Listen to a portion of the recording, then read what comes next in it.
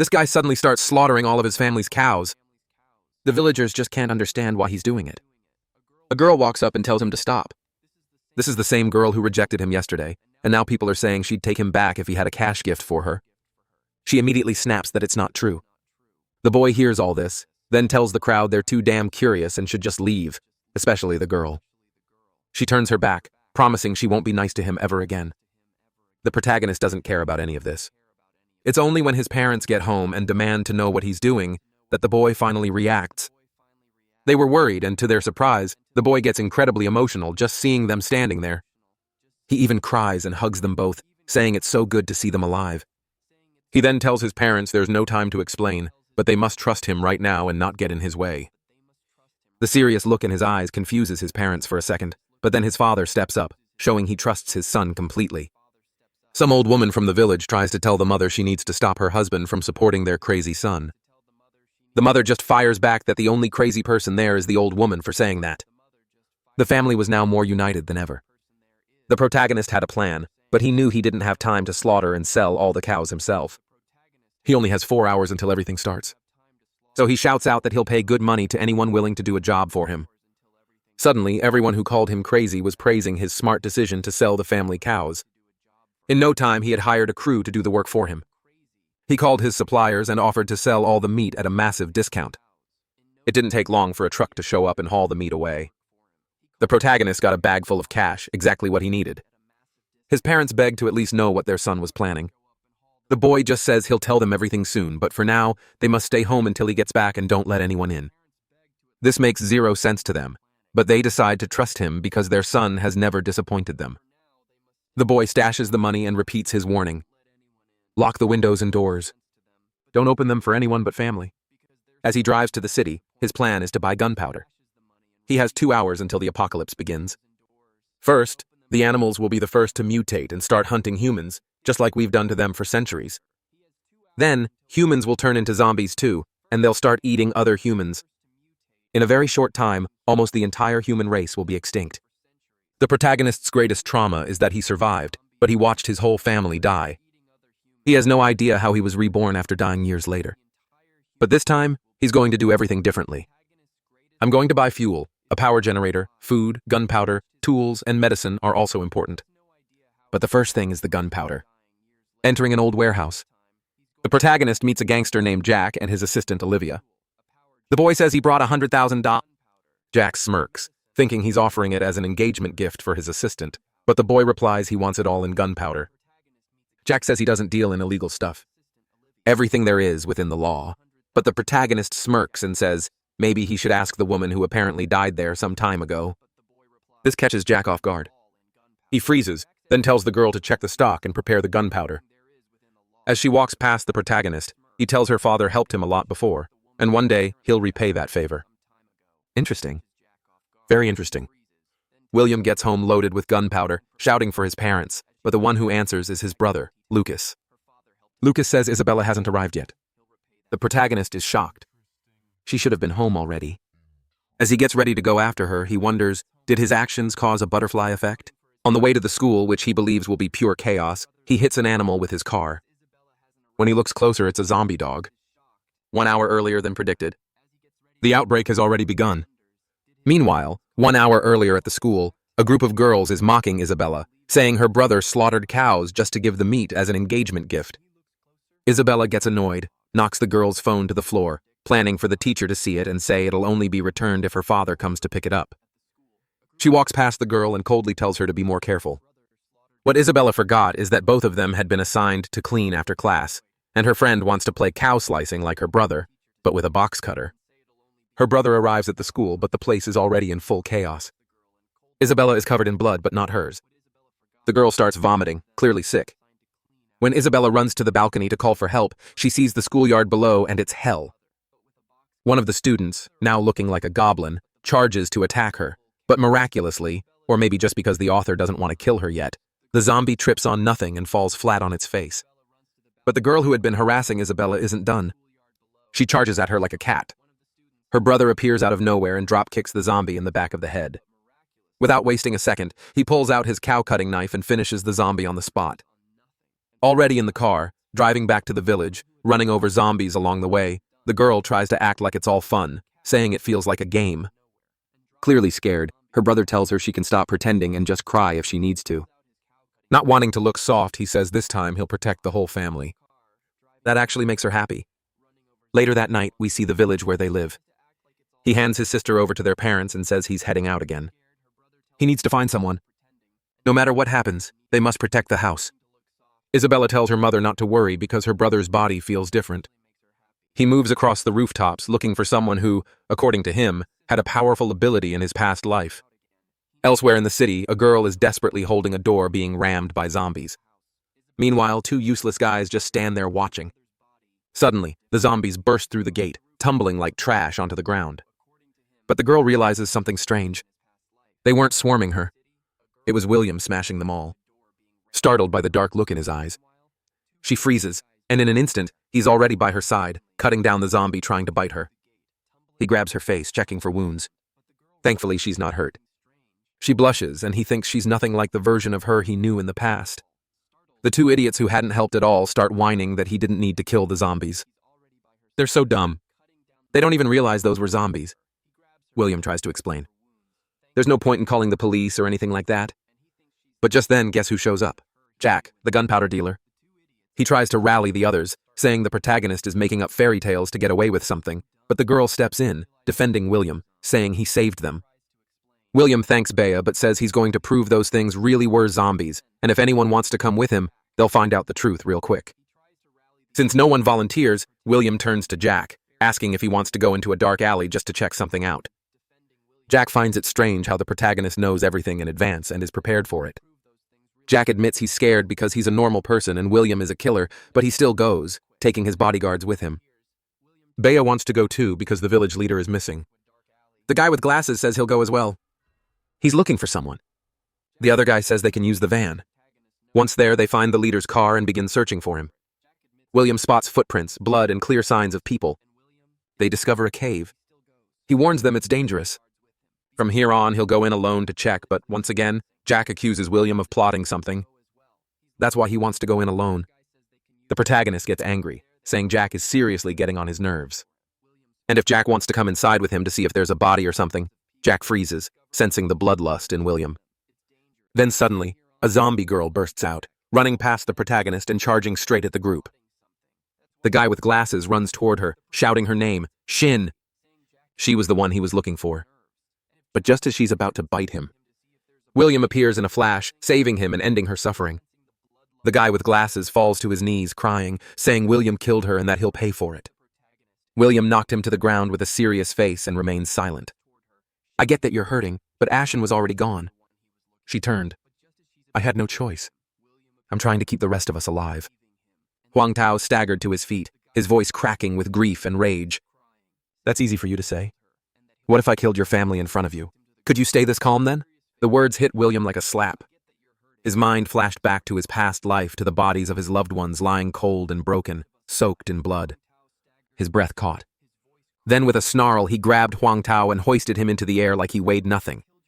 His eyes turned sharp as blades. This life, no one threatens my family, and walks away.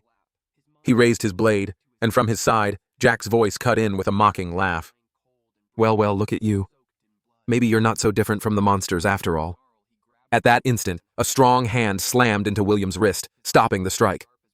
It threw him to the ground.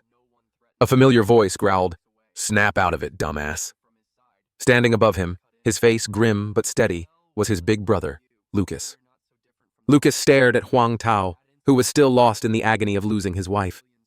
He suddenly shouted, You saw what she became! No one wanted this. If you need someone to blame, blame me. Her death is on me too. But right now, you need to pull yourself together. You're a village leader. Damn it. These people still need you. Hango trembled, clenching his fists, then finally gave a slow, broken nod. The tension finally cracked. Just then, a faint cry echoed from the cave. Help! Someone! Help! It was the village chief's voice, but William froze, frowning. Something fell off. The tone was too controlled, too human. One of Jack's thugs rolled his eyes and scoffed. What a bunch of scared babies. I'll go drag him out myself. With that, he strutted into the cave. He didn't make it far. A wet slicing sound cut through the silence. His torso was split clean from his waist, blood spraying everywhere. A grotesque zombie dragged out his upper half, then casually flung it aside like trash. Behind it, dozens, no, hundreds of glowing red eyes lit up the darkness. The horde had awakened. What William saw was far beyond what he had imagined. The number of undead pouring from the cave was absolutely staggering. Even if he could fight his way out, how could he protect both Summer and his brother? Thankfully, the William brothers had trained since childhood under a retired military martial arts master. Their skills were nothing short of elite. Aim for the head. They're sensitive to direct light, William warned. The brothers moved in perfect sync, slashing and dodging, clearing the immediate area within minutes. Meanwhile, Jack had already scrambled behind a tree, too scared to even breathe. But deep within the cave, the same eerie cry for help echoed again. William and Lucas exchanged a glance. "You guys head back," William said firmly. "It's too dangerous from here on out. You'll only slow us down." Then, without hesitation, the two stepped into the darkness. Not long in, William stopped abruptly. A corpse lay ahead, dried out like a husk, heart completely missing. That same voice called again, whispering unnaturally through the air. Lucas raised his flashlight, sweeping across the cave. Sitting with his back to them was the village chief, silent, still. And then he snapped around. Pale face, empty eyes, and from his chest, tentacles began to unfurl. The creature lunged at them with terrifying speed. William reacted instinctively, slashing his blade toward its head. But the moment the blade struck, he knew something was wrong. It barely flinched. That wasn't a regular zombie. This was a mutant. In the next instant, tentacles whipped out and sent William flying into the cave wall. Lucas's flashlight beam caught the creature's face and it screeched, recoiling violently from the light. They seized the moment and scrambled out of the cave. Gasping for breath, Lucas turned to his brother, stunned. "What the hell was that thing?" William exhaled slowly. "I think we're looking at a cross-species infection. Some kind of genetic recombination between animals and humans. It's no longer just undead. It's evolved." He nodded toward the dark. "And that thing was a second-stage variant, probably once the village chief." William glanced up at the full moon. "Good thing tonight's bright. These things fear light. They won't come out easily." Lucas looked at him in disbelief. "Since when did you become a biologist?" "Guess I binged one too many documentaries before the world went to hell." They were just about to head back, planning to return the next day with proper gear to deal with the mutant, when suddenly a swarm of glowing red eyes burst from the cave. It was a horde of mutated bats. The sky darkened in an instant. The moonlight swallowed by wings. Taking advantage of the chaos, the mutated zombie launched itself forward like a cannonball, smashing Lucas with a brutal strike and sending him flying. One of its tentacles lashed out, shattering the flashlight William held. The creature's intent was clear. It had locked onto Lucas as its target. William gritted his teeth and pulled with all his strength, but it was useless. The monster's power was overwhelming, far beyond what any human could resist. Just as the creature's jaws were about to close around Lucas's hand, William was frozen in helpless horror. Then, out of nowhere, a car came speeding onto the scene. The door slammed open, and behind the wheel was Bea. She aimed without hesitation and rammed the mutated zombie, sending it flying. William didn't miss the opening. He rushed forward and struck the final blow, ending the creature's life for good. When they realized the monster was actually the village chief, Bea was visibly shaken. Lucas exhaled deeply, his voice weary but sincere. "If you hadn't shown up when you did, we'd both be dead right now." But before they could catch their breath, William's face turned pale. He'd spotted it deep on Lucas's forearm, a clear bite mark. Lucas gave a faint, tired smile. "I'm sorry, little brother. You'll have to take care of the family now. And as for what comes next, I don't need to say it, do I?" Those words tore through William like a blade, because deep down he already knew he would have to be the one to end his brother's suffering. Staring at his infected brother, William was overwhelmed with guilt. He had believed that being reborn would give him the chance to change fate, to protect his family. So why was history repeating itself? Suddenly his eyes locked onto the corpse of the mutant. He rushed over and yanked the blade out from the creature's skull, then began hacking at its head again and again, relentlessly, blood splattering everywhere. Lucas, thinking his brother had snapped from grief, cried out, "William, what are you doing? Stop it!" Bea also called out to him, trying to pull him back, but William didn't stop because something had just come to him. He remembered that high-level zombies absorb viral energy from the lower ones and condense it into a crystallized core hidden deep within their skulls. Moments later, he found it, A dark, blood-colored crystal nestled in the back of the creature's brain. He turned back to Lucas, his voice steady, eyes burning with hope. You haven't turned yet. There's still time. And with that, he held out the crystal. William spoke with a heavy voice. This is a zombie core formed by concentrated viral matter. It shares the same source as what's in your body. If you take it, there's a chance you could evolve into an immune-enhanced type, but there's also a chance you'll turn into one of those monsters. Lucas barely glanced at it before swallowing it down without hesitation. William hesitated, but deep down he knew this was their only shot. After swallowing it, Lucas smirked. Seriously? You had this the whole time, could have saved me the drama? So when does it kick in? William answered flatly. Within 2 days, Lucas nodded, turning toward the cave. 2 days. If I'm out by then, seal it up. But if I come out with superpowers, you better not get jealous. Watching his brother walk away so casually, William finally felt the weight in his chest lift a little. He believed in him. With a faint smile, he whispered, I'll be waiting. Hidden behind a tree nearby. Lingji had been eavesdropping on the whole conversation. A sinister grin crept across his face. So that's how it is. Fine then. Let me help speed things up. The next morning, as the sun rose, Vanessa barged into her brother's room wearing some kind of improvised battle armor. Brother, time to get up. Our boy looked at her and asked what the heck she was wearing. It looked like a trash can had grown legs. His proud sister explained that they needed to reinforce the house's defenses, so she spent the entire night making that armor. The cute girl was clearly fishing for a compliment, but her brother just poked her with one finger, making her roll all the way out of the house. Outside, he asked what her plan was. To roll over the zombies and score a strike. Their dad saw his kids and climbed down from the wall he was building. The old man grabbed a barrel of black powder and walked with a huge grin. Where did you get that? His son warned him that this wasn't a toy, but the man just ran off with his toy, shouting that he had something important to do. Our protagonist just prayed the house wouldn't blow up in some random accident. Then William heard his sister rolling on the ground, and their mom was also using the new trash can. He didn't need a DNA test to confirm they were mother and daughter. Mom, I'm hungry. Do we have breakfast? I'm busy. I'm training my secret deadly cleaning technique. Someone was about to ring the doorbell when William opened the door, and to his surprise, it was a good one. The gorgeous girl standing there was Bea, and she had come to ask for a favor. His mom, curious, came to see who was at the door and greeted the girl. Bea turned to him and explained that the village committee had started organizing defenses, and so far things were going well, but she said she had contacted the county police station last night and since then, nothing. No message, no reply. The protagonist checked his phone. No signal. He thought this was strange. That didn't happen last time. Bea continued saying, this didn't feel right. If they were isolated, they might miss something crucial, like reinforcements that could be on their way. Bea asked him to go with her to the county to find out what was going on.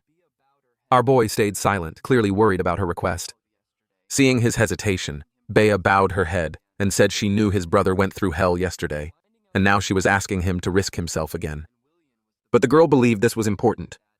Finding out the truth was her responsibility, and William was the best fighter. She added that at this moment William understood those creatures better than anyone. That's when his mom cut in saying enough with this conversation. But then the old lady said something unexpected. If it weren't for you yesterday, my foolish son might not have come back. Bea lifted her face, surprised. The woman called them both inside. She rummaged through an old wooden shelf without turning around and said, Your father and I are your parents. We're not here to cage you. We're here to protect you, not to hold you back. She added something even more touching. Look at you, my son. So grown, strong, handsome, and brave. Then she pulled out a long blade and handed it to him. William was to use this. They left together. Our protagonist didn't say a word, but the women started chatting. You can tell who really runs the world. His mom watched them leave and talking to herself, said they looked like a beautiful couple. That girl would give her some gorgeous grandkids. Meanwhile, deep inside the cave, Lucas sat still, waiting for his body to react to the zombie core he had just swallowed. Suddenly, he heard the sound of footsteps approaching. Thinking it was his brother, he opened his mouth. William, wait. Don't come any closer yet. He felt something wet trickling past his boots. Frowning, he dipped a finger into the liquid and brought it to his nose. The moment he smelled it, his expression changed. Gasoline before he could react. A spark ignited at the mouth of the cave. A deafening explosion erupted.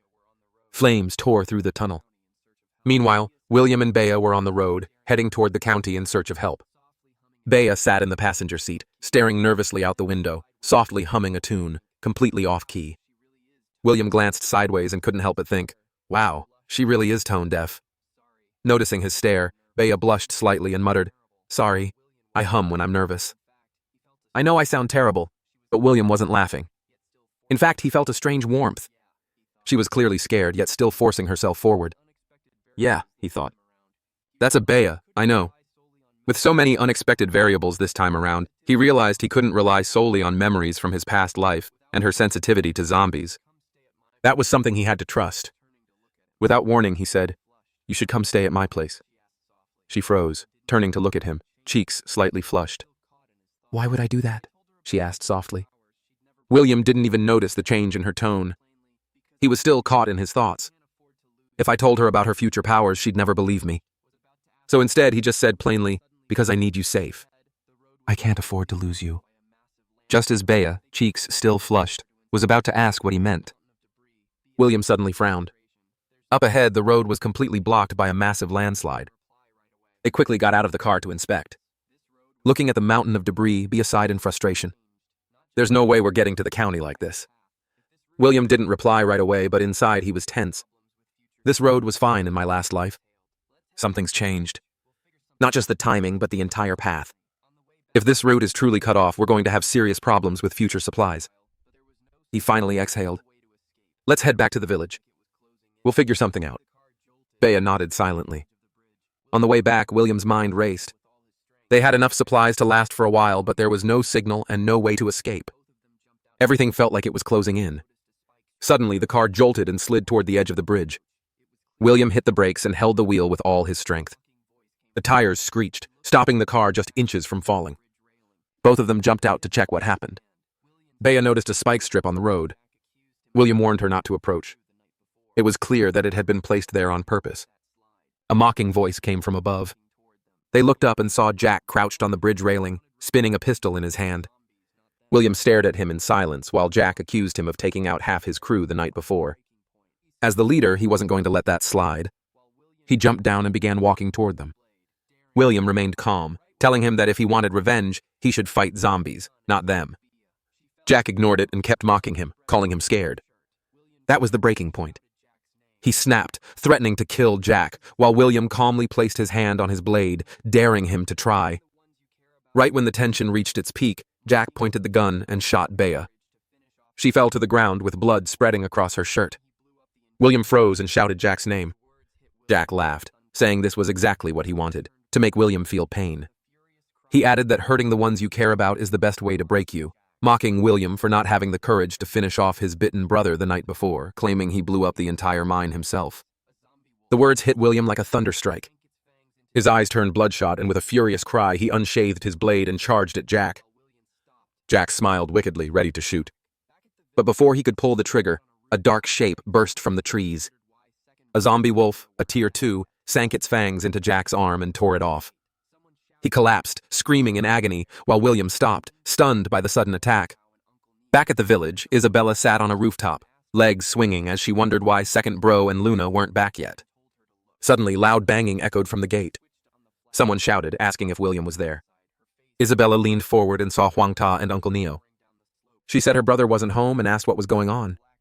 Hango pointed toward the distant ridge and told her to look. Isabella grabbed her phone and switched on the flashlight. When the beam hit the hillside, her face went pale. A sea of undead was pouring down the slopes. Countless zombies moving like a black wave straight toward the village. Meanwhile, Jack lay on the ground, blood pooling beneath him. Barely conscious, he muttered through clenched teeth, questioning if this was really how it ended. The zombie wolf turned its bloodshot eyes toward William. His instincts told him this was bad. The creature had locked onto him. With a piercing howl, it lunged. William sidestepped with precision, his blade slicing across its chest mid-charge. Blood sprayed as the wolf hit the ground, howling in pain. William exhaled, staying sharp. It was still dusk, and the creature wasn't at full strength. But once night fell, he knew they wouldn't stand a chance. Then guttural howls erupted from the forest. His heart skipped a beat. This wasn't a patrol group. It was a full-scale horde. His eyes shot to the tree-line where a massive swarm of undead spilled out. The village chief was supposed to be the cause, but he was dead. Then what was it? The bats? Could they be the real source? The thought barely formed when the wolf struck again, claws tearing through the air. William twisted away at the last second, heart pounding. The beast was still this fast, even after that wound. He watched in disbelief as the slash on its chest healed rapidly. Before he could react, the wolf charged once more, jaws wide. Deep inside the cave where Lucas had been buried. The ground trembled. Rubble shifted as a low rumble grew louder. A blast tore through the rocks, and from the smoke, Lucas stepped out. His body glowed with a faint red hue and a cold, warped grin spread across his face. On the bridge, Bea stood frozen, eyes wide in horror as the zombie wolf clamped its jaw toward William. She whispered, begging it not to happen. At that moment, a red aura burst from William's body. A fiery glow pulsed beneath his skin, power surging through him, raw and unstable. With a feral roar, he drove his fist into the wolf's jaw. The beast reeled from the blow, shrieking in pain as blood poured from its mouth before crashing to the ground. William didn't hesitate, eyes glowing red. He leapt forward, raised his blade high, and brought it down in one clean stroke. The wolf was split in two. When the dust settled, Bea stared at him in disbelief, her voice barely audible as she said his name. William turned to her with a faint smile. "I'm here." Then William collapsed to one knee, completely drained. Bea let out a quiet laugh. Relieved he was still standing. She glanced at the mangled remains of the beast and then back at him, calling him insane. Though she admitted it no longer surprised her. Deep down, she had already started to believe he could fix anything. William looked at his hands, feeling the strange power still pulsing under his skin. Wild yet somehow contained. He questioned where it came from, wondering if this was an awakening. But something didn't add up. In his past life, no one awakened without a crystal core, and he had never used one. The thought was cut short as the undead closed in fast. He stood up, expression hardening. This wasn't the time to think. They had to move now. Surrounded by enemies, staying meant death. Noticing Bea's injured leg, he stepped in without hesitation. She couldn't run like that, so he decided to carry her. Despite the pain draining the color from her face, she gave a determined nod. The snarls of the approaching zombies grew louder, cutting through the air like blades. William acted instantly, hoisting Bea onto his back and sprinting toward the village with everything he had.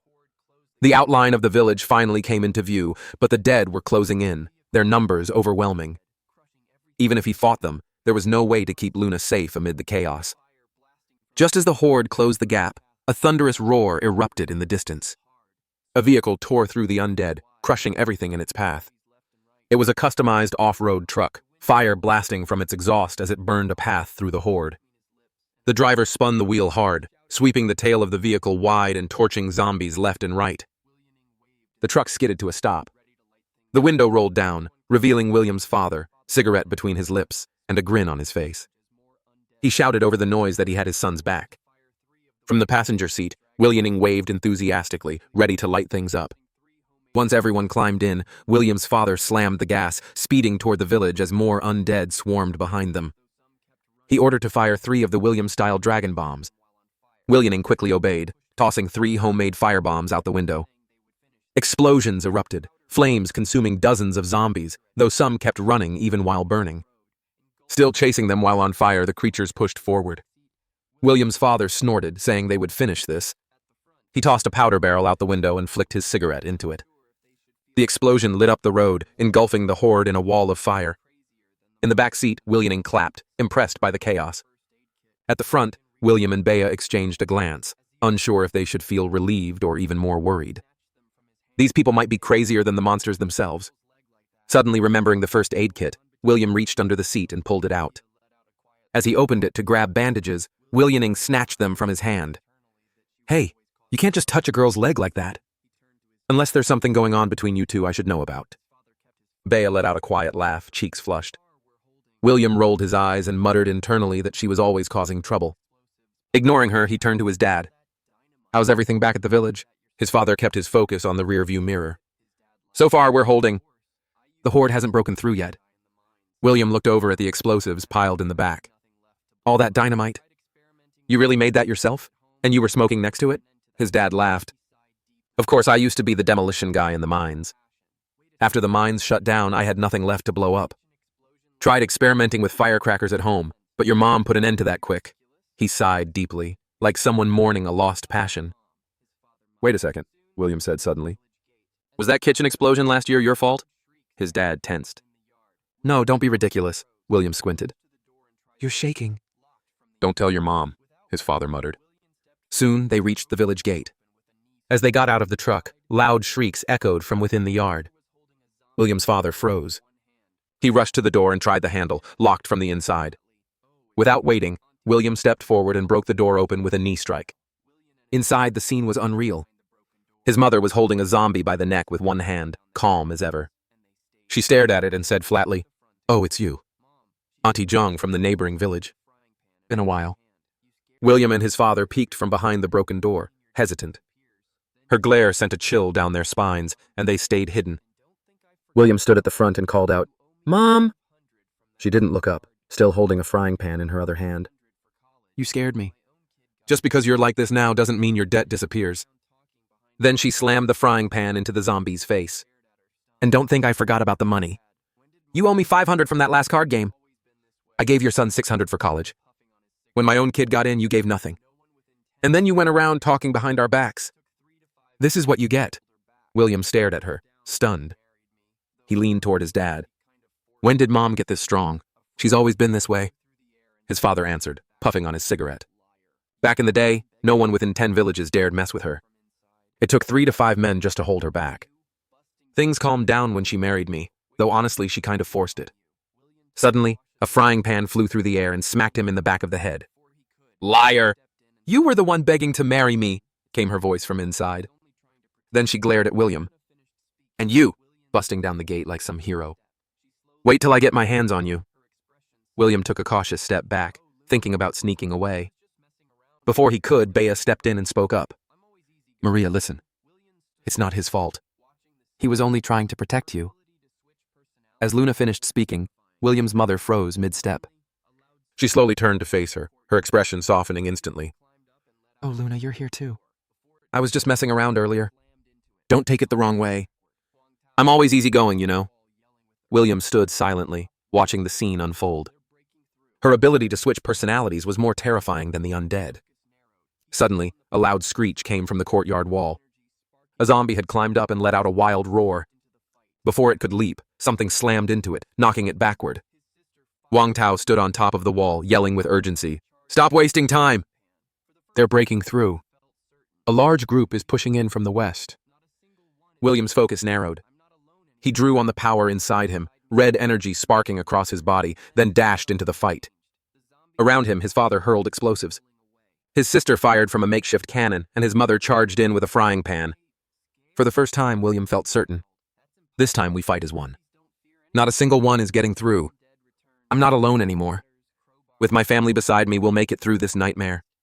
But then something changed. The zombies at the back suddenly started pulling away. William paused in disbelief. Look at that. They're retreating. Are they scared? William Ishwa scowled. That's impossible. Zombies don't fear anything. Then the same undead returned now with ladders, crowbars, even saws. They were organized. William's father stared in shock. Is this a joke? They've got tools now. What are we fighting? A zombie army or a military siege? William's voice dropped low. They're not acting alone. Someone's giving orders. Through the chaos, William spotted a figure on a distant rooftop. His eyes narrowed. It was Jack. The man who should have died in the blast now stood tall again, face twisted, watching them with a cold smirk. As the family compound came under full assault, waves of undead surged in like a flood. William's father clenched his teeth. What the hell is going on? Why are they all coming straight for us? He looked toward Williaming. Where are the explosives? Panic crept into her voice. We're out. That was the last of them. From the side, Huang Tao shouted over the noise. William, they're scaling the sidewall. William turned and saw them climbing. His heart sank. It's a distraction. They're coordinating their attack. Down below, Bea and his parents were surrounded, holding their ground with all they had left. The entire family was caught in a desperate stand.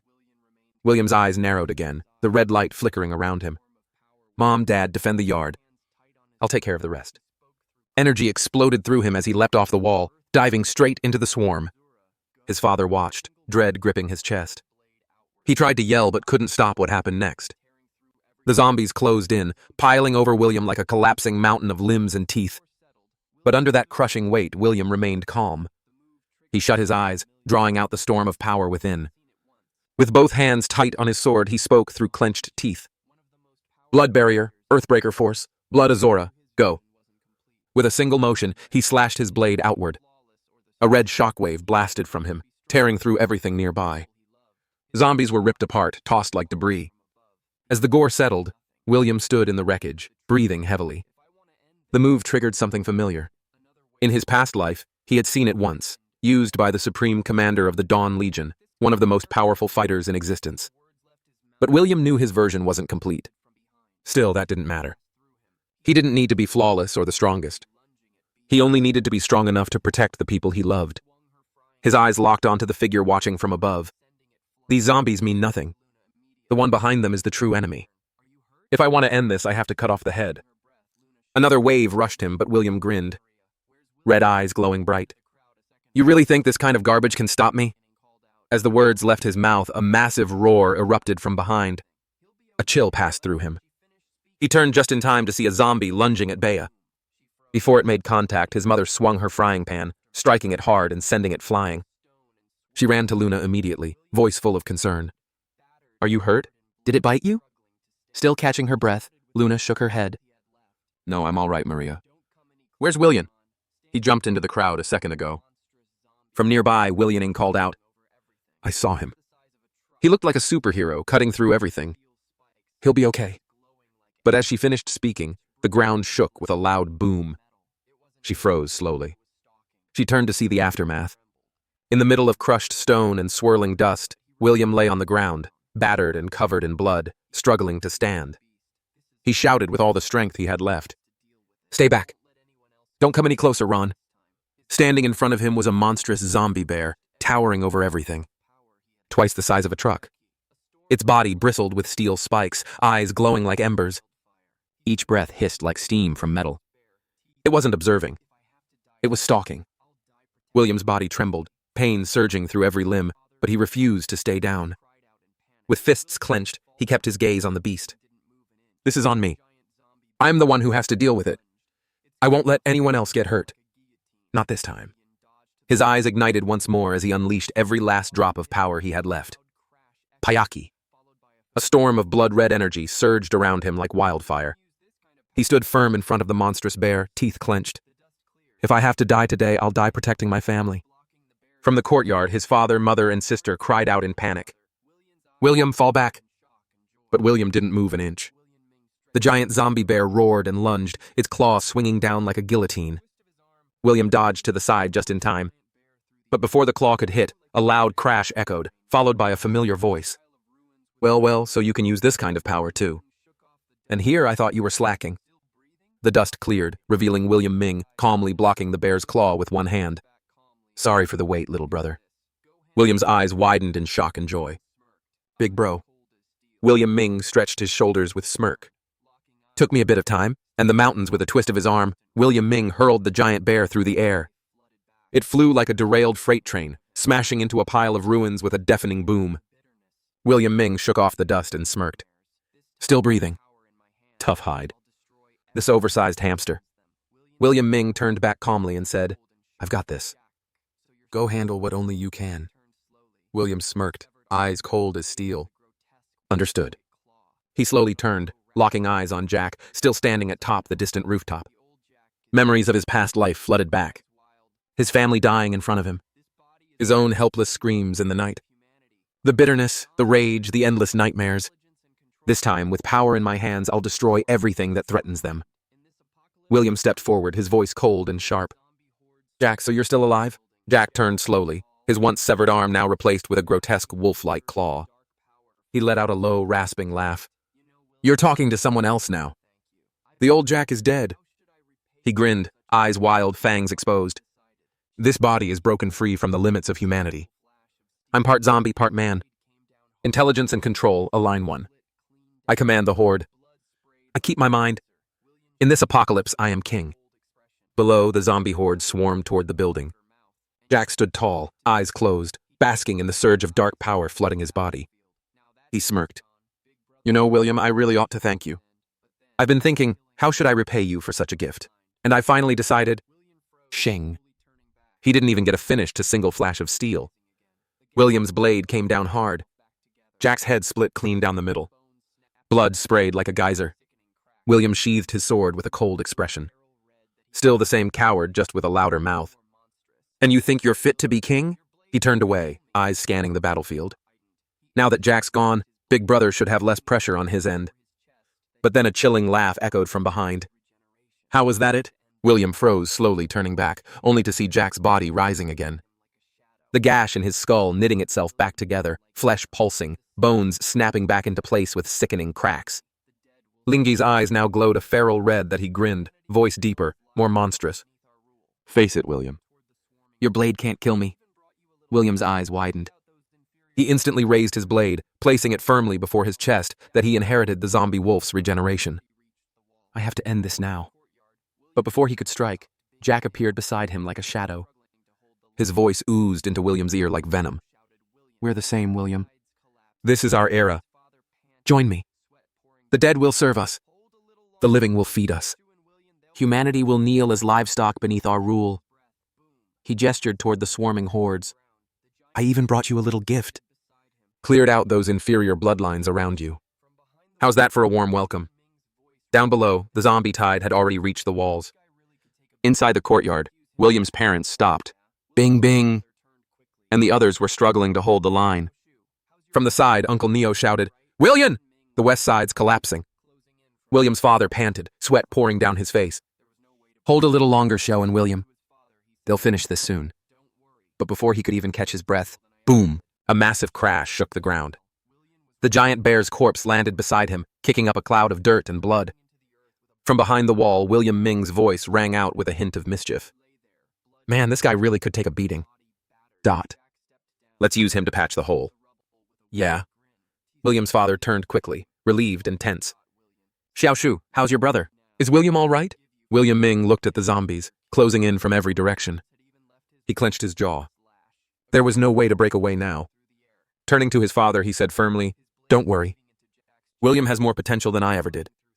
He'll finish this. Meanwhile, William was once again struck by Jack, sent flying, crashing into the earth with a bone-crunching thud. Dust exploded outward. He lay there, blood dripping from his mouth, body battered. Jack stepped down, crouching atop the rubble with a wicked grin. Tick, disappointing. This is all you've got, William. Still, bend knee now and I'll forgive you for raising your blade against your king. But before the words had even left his mouth, slash! A crimson flash streaked through the air. William surged forward, his blade cleaving into Jack's chest, sending him flying through 3 stone walls. Dust still swirling. William stood tall, eyes sharp, voice cold. Humans don't walk with beasts, especially not ones that bear their fangs at my family. He marched toward the crumpled figure in the rubble, sword still dripping with blood. And with a voice like judgment, he declared, Jack, there's only one thing left for me to do. Kill you. Lingy's chest wound began sealing up almost instantly. Standing tall, he licked William's blood from his claw, voice cold and menacing. Is that so? What a shame, William. Then I hereby sentence you to death. In a flash, he lunged forward. His claw came down like a falling guillotine, slicing through the air with terrifying force. William barely raised his blade in time. Clang sparks exploded on impact. He's faster, stronger. William's arms trembled from the force. I can't hold this much longer. Blow after blow rained down. Lie was relentless. TSSHG. A searing pain tore through William's arm. A deep gash opened through even his blood barrier. Reacting instantly, he kicked back and landed several paces away. Breathing heavily, he glanced at the wound, eyes narrowing. Even my blood Azora shield can't hold anymore. I'm reaching my limit. Across the battlefield, Jack sneered, licking his claw. Impressive, William. You dodged that. I really thought I'd be admiring your intestines by now.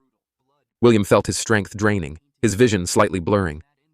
The blood Azora aura was flickering, dying. But then he looked up, stared straight at the monster before him, and gripped his blade tighter. If I only have one strike left, then let it in with that. Before William could even react, Jack suddenly appeared in front of him. He grinned wickedly, eyes glowing red. Hey, gotcha. Honestly, even I don't know how strong I am at full power. William froze for a second, just long enough. Jack's claw slashed across his chest, deep and brutal. Blood burst from the wound, painting the ground. But in that instant, William reached into his coat. With one final surge of will, he threw a homemade explosive straight at Jack's face. "Enjoy this surprise, bastard." Boom! Flames roared to life, engulfing the area in a hellish inferno. From within the blaze, Jack's voice echoed out, cold and mocking. "A Molotov? You think that's enough to kill me?" As the smoke cleared, Jack stepped out unharmed. But William was gone. He blinked, then muttered. He ran, then he laughed. "Harm! Maniacal, unhinged. Huh? Your blood smells like a flare in the dark. You think you can hide from me?" His grin vanished. Eyes turned ice cold. "Run all you want, William. I'll find you. And when I do, I'll tear you apart piece by piece." Elsewhere, William collapsed inside a dark convenience store. Gasping for breath, he clutched his wound. Sweat, blood, and pain blurred together, but his grip on the blade remained firm. William leaned against the cold shelf, eyes locked on his wounded arm. The bleeding had stopped. Not healed entirely, but enough. He felt a flicker of surprise. Blood Azura can heal, but his relief was short-lived. His energy was nearly gone. Just one move left. One last chance. Outside the gas station, footsteps echoed. Then came Jack's voice, booming and cruel. "A gas station? Really, William? Some people die with no taste. You chose your coffin like a peasant." His claw dragged across a rusted van. Sparks flying with every scrape. Metal shrieked in protest. He slowed his steps, voice turning low and deliberate like a predator explaining the rules of the hunt. "Tell me, do you know why wolves hunt even when they're not hungry?" Jack walked slowly, voice almost reverent to feel Appraised terror.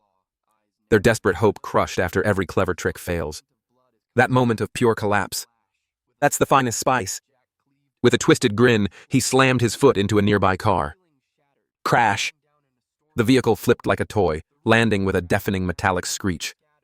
He glanced at the ground, following the trail of blood. It led to a barely visible tripwire glistening faintly with gasoline. Above it, a glass Molotov ready to drop at the slightest touch. Lingy scoffed, his smile widening. "You thought I'd be stupid enough to follow your little trail? To walk right into your trap like some blind mud?" He slowly raised a claw, eyes narrowing. No. The strongest scent of blood is coming from up there." Flash. With a sudden leap, Jack cleaved upward, his claw ripping into the roof. The ceiling shattered, crashing down in a storm of steel and wood. The roof came crashing down. Debris scattered, and amidst the dust, a blood-soaked jacket dropped at Jack's feet. He snatched it up, confused, eyes narrowing. What a jacket. But before he could even react, whoosh! Jinwoo exploded out from the shadows right in front of him in one smooth motion. He flung a fistful of powder into Jack's face. Ji held in agony, clutching his burning eyes. "Jinwoo, what the hell did you do?" Hua stepped closer, voice calm and cold. "That's salt. You couldn't smell it." A slight smirk curled at his lips. "Then again, you can't smell anything anymore." "Can't see either, can you?" Hua stepped forward, voice cold and measured. "You inherited the zombie wolf's strength, but also its greatest weakness. A wolf's nose holds over 200 million scent cells capable of detecting over 2 million different smells. That sensitivity turned salt into absolute agony." He locked eyes with a writhing Jack. Most people drop their guard once they think they've seen through a trap. You call yourself king, but you're no different. Just a blind dog choking on its own arrogance. Jack roared, eyes wild with rage. "Jinwoo, I'll kill you. I'll tear you apart." Hua raised his blade, calm as ever. "You won't get the chance." Blood energy surged through his arm, wrapping his sword in a crimson storm of power. Blood Azura, world splitter. The blade came down in a flash of red light. Boom! Jack was smashed into the earth. A shockwave ripping through the ground. Smoke filled the air until the crater came into view. Jia stood at the edge, staring down into the pit. "Still alive," he muttered. "Damn, you monsters really are hard to kill."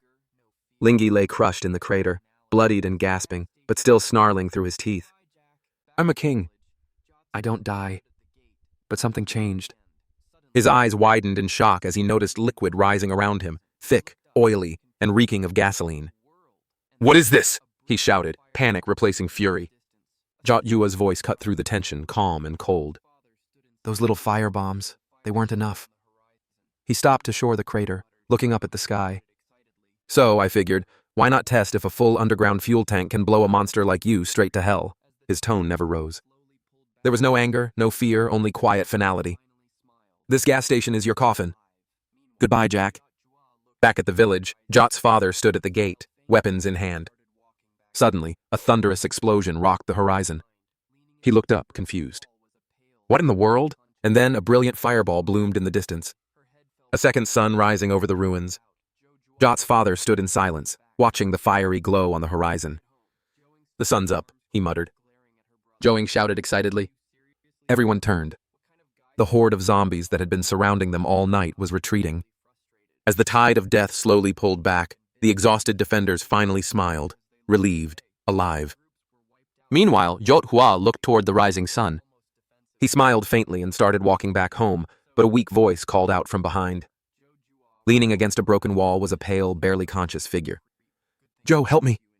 Her head fell forward as her strength gave out. Joe froze, turned back slowly. Lie, back at home. Joing stood with her arms crossed, glaring at her brother. "Bro, are you seriously a pervert? What kind of guy strips a girl in public?" Joe drew aside, clearly frustrated. "I was just checking if Lee Chin had been bitten. You can't just bring someone home because they look okay." Too many groups were wiped out for that exact mistake, he added almost defensively. And I wasn't wearing a shirt either, so technically it was fair. Joa rolled her eyes. That just makes you sound more like a creep. Good thing I stopped you in time. If Icy had seen that, Joa opened his mouth to respond, but before he could, the nearby door creaked open. See how Luna stepped out calmly. "She's fine," she said. I checked her, just exhausted, both mentally and physically. "She'll wake up soon." She paused, glancing at the two. "Why do you both look so weird?" Joing coughed, forcing a smile. "Nothing. We're just glad you're okay." "I see." Joa turned toward her, a hint of warmth in his voice. "Thanks for everything." See how Luna lowered her gaze, quietly replying, "I didn't really do anything. You're the ones who did all the hard work." After a short rest, Hang Tao, Uncle Neo, and Luna prepared to leave. They wanted to check the village for any more survivors while it was still daylight, part of their duty as members of the village council. Just before they left, Jojo called out to Luna, seeing the guilt in her eyes. "Luna, don't blame yourself. No one can stop a zombie tide in advance. We can't save everyone, but as long as we're alive, there's still hope." Luna turned back, smiling gently. "I know. Thank you." From a car, Joe Ming chuckled. "Not bad, little bro. You're finally learning how to talk like a human being." Jojo watched the group drive off, murmuring. "This time the ending's finally different." Joe Ming raised an eyebrow. "What are you talking about? I'm at your EQ, but never mind." He sighed, then nudged the ignition. "Let's move. We still need to deal with these bodies." The two drove, toured the mountains, and got to work on the final cleanup. Standing before the burning corpses, Joe spoke quietly. "These mutated corpses have to be incinerated. If animals eat them, we might be looking at the next disaster." Joe Ming clapped the dust off his hands and grinned. "Well, looks like we can finally go home and get some real sleep. And Jojo, make sure to take the car through the gas station wash. It reeks." Jojo scratched his head awkwardly. "Yep, about that gas station." Then he frowned. "Wait a sec. Why me?" Joe Ming slung an arm around his shoulder with a smirk. "Because I'm your big bro. Got a problem with that?" Jojo narrowed his eyes. "You know the rules." Joe Ming raised an eyebrow. "Seriously? You sure you can still beat me now?" Jojo scoffed. "Please, I've never lost a ghost tag." They quickly set it up. Joe Ming was the ghost hunter. Joa played the ghost. The rules were simple. The hunter counts for 10 seconds while the ghost runs. If caught within 3 minutes, the hunter wins, and the ghosts just run like hell. As Jojo's power flared and he sprinted off, Joe Ming chuckled behind him. "Really pulling that trick? You do remember I know it too, right?" Before Jojo could even react, Joe Ming was already right behind him. He lunged to grab him, but Jojo stopped on a dime, twisted his body and dodged to the side like a shadow. The two dashed through the forest, leaping over roots, weaving between trees, locked in a relentless game of tag. Suddenly, Joe Ja leapt high, aiming for a tree branch overhead. Joe Ming blinked in surprise, then smirked, going airborne. "Nice try." Without warning, he charged straight toward the tree just as Joe J reached for the branch. Crack! The tree toppled with a thunderous crash. Startled, Joe Ja adjusted midair and landed safely on the ground. Behind him, Joe Ming was still grinning, blade in hand, fresh from felling the tree. "Thought you'd escape up there? Not a chance." Joe had barely landed when he felt something massive coming from behind. He spun around only to see Zhou Ming hurling the whole tree trunk at him. Zhou crossed his arms, bracing himself, and blocked it with full force. The brothers locked in place, one pushing, one resisting, energy crackling between them. Zhou Ming laughed, his voice full of challenge. Running again, little bro. Zhou Jie didn't answer his brother's teasing. He was too focused on holding back the crashing tree trunk, silently marveling at the raw force behind it. Realizing there was no way to push back head-on, he let the momentum carry him backward to absorb the impact. Moments later, the log smashed into the cliff with a thunderous crash, kicking up a cloud of dust and splinters. Zhou Ming, standing amid the mess, scratched his head awkwardly. "Did I go too hard?" he shouted. "Zhou, you get down there," but got no reply. As the dust cleared, he saw no one. Bonk. A pebble hit the top of his head. Zhou's voice floated down from above. "Time's up. Ghost wins this round." Zhou Ming looked up at the cliff and called out, "When did you get up there, you sneaky brat?" Zhou Jua jumped down lightly, grinning. "When I leaned back against the cliff to absorb the impact, I figured out a lot about how our powers work." Zhou Ming nodded. "I got mine from absorbing a zombie core." "You too, right?" Zhou rolled his shoulders and replied casually. "Something like that." Though in his mind, he added, "Technically it was in my previous life," then aloud, "But I think my ability is a bit different. I can tap into other people's powers." Zhou Ming blinked in surprise. "You mean you can use my powers like copy them? Not just coincidence?" Zhou Jia nodded. "Something like that. Your ability Blood Bastion, right?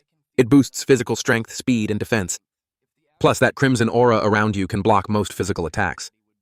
Based on our little scuffle, I think I can replicate about 70% of it." Zhou Ming raised an eyebrow. 70% and I still lost. Damn, that's not all. Zhou added, "I think I can assess your abilities in a pretty detailed way." Zhou Ming blinked. "Hold on. Are we talking RPG character stats now? Like you got a personal interface or something?" "Not exactly," Zhou Jia said, flexing his fingers. "It's more of an instinct, like I can feel the numbers behind a person's strength.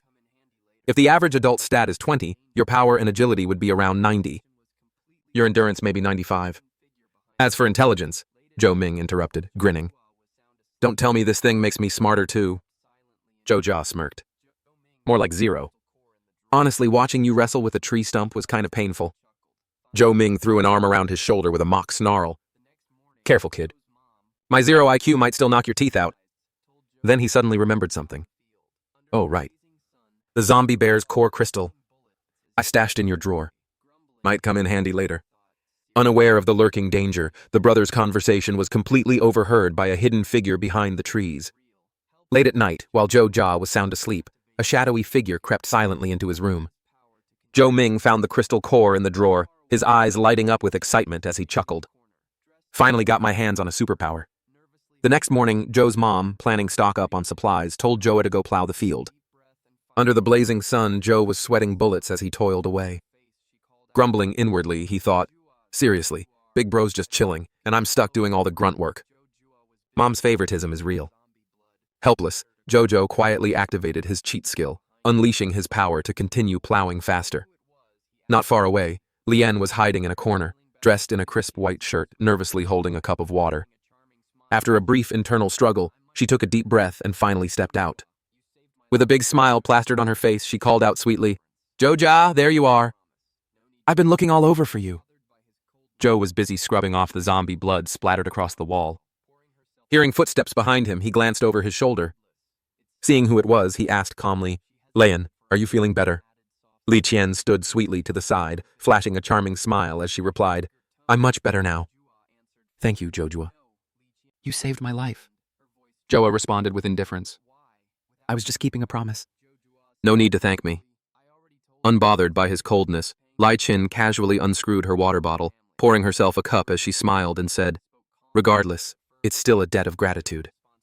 She hesitated for a moment, then added softly, "So, could you maybe help me out a bit more in the future?" Despite her eager tone, Joa answered firmly, "No." Lai looked stunned, her voice trembling slightly. "But why?" Without turning around, Joa said coolly, "I already told you this favor was repaying the kindness your father once showed my family. Now we're even." Joa spoke calmly but firmly. "I have neither the responsibility nor the obligation to keep helping you." Hearing this, Lian lowered her head, her voice barely a whisper. "I understand." Finishing the last bit of cleaning, Joa stood silently in front of the now spotless wall. Feeling the energy stirring inside him, he muttered to himself, "Looks like this blood butcher power isn't exactly fit for farming yet. Got to train more and improve my control." Just then, there was a rapid knock at the front door. Joja quickly opened it, frowning slightly as he asked, "What's going on?" Inside, Bea and the others had gone searching for survivors, sat quietly on the sofa, heads hanging low. Jojo looked at them, his expression darkening. "There's no one left alive in the village." Bea bit her lip, sadness flashing in her eyes. "Sorry, But before she could finish, Joja interrupted firmly. "No, this isn't your fault. You can't stop a corpse tide just by being prepared. The fact that you risked your lives to search the entire village, you've already done more than enough." After a long silence, Uncle Neo finally spoke up. "So what do we do next?" Joe replied calmly. "Simple. Take a shower, get some rest, then we'll have dinner together." His gaze was steady as he added, "No matter what, we're still alive." After cleaning up, Bea came out wearing Isabella's spare clothes. She tugged awkwardly at the outfit and muttered, "These clothes feel a bit tight. Do I look weird?" Just then, Joe's mom called from the kitchen. "Luna, come quick. Dinner's ready." Bea hurriedly answered, "Come, Auntie. Thank you." At the dining table, Joe's dad and the others were chatting and laughing warmly. Seeing Bea approach, Joe's mom smiled meaningfully and said, "Luna, come sit next to Joe." Bea nodded sweetly. "Okay." Off to the side, Olivia watched the lively, close-knit scene, her smile growing stiff as an uncomfortable look crossed her face. Once everyone had taken their seats, Joe's dad raised his glass and said solemnly, "All right, everyone's here." He looked around the table and continued, "You all know the situation. We're the only survivors left in Chinshan village. We have no idea what's going on outside, and communication is still down." After a brief pause, he spoke with renewed strength. "But we made it. We survived the corpse tide. Every single one of us, holding his glass high, he smiled and said, 'From now on, we're family. We'll support each other, fight together, not just to survive, but to truly live. Cheers.'" Just as everyone was about to raise their glasses, Isabella's drink slipped from his hand, crashing to the floor. Lucas immediately noticed and asked anxiously, "Isabella, what's wrong?" Isabella's eyes had turned bloodshot, sweat pouring down his face as he let out strange, guttural sounds. William quickly activated his power, keeping a sharp eye on the clearly unstable Isabella. Before he could figure out what was wrong, Isabella suddenly lunged at him with a twisted, feral expression. She sank her teeth hard into William's arm. William remained calm, not a trace of panic on his face. Nearby, William's father, mom, and the others shouted anxiously, trying to snap Isabella back to her senses. After a tense moment, the red haze in Isabella's eyes began to fade. William asked softly, "You back with us?" Isabella blinked and let out a confused.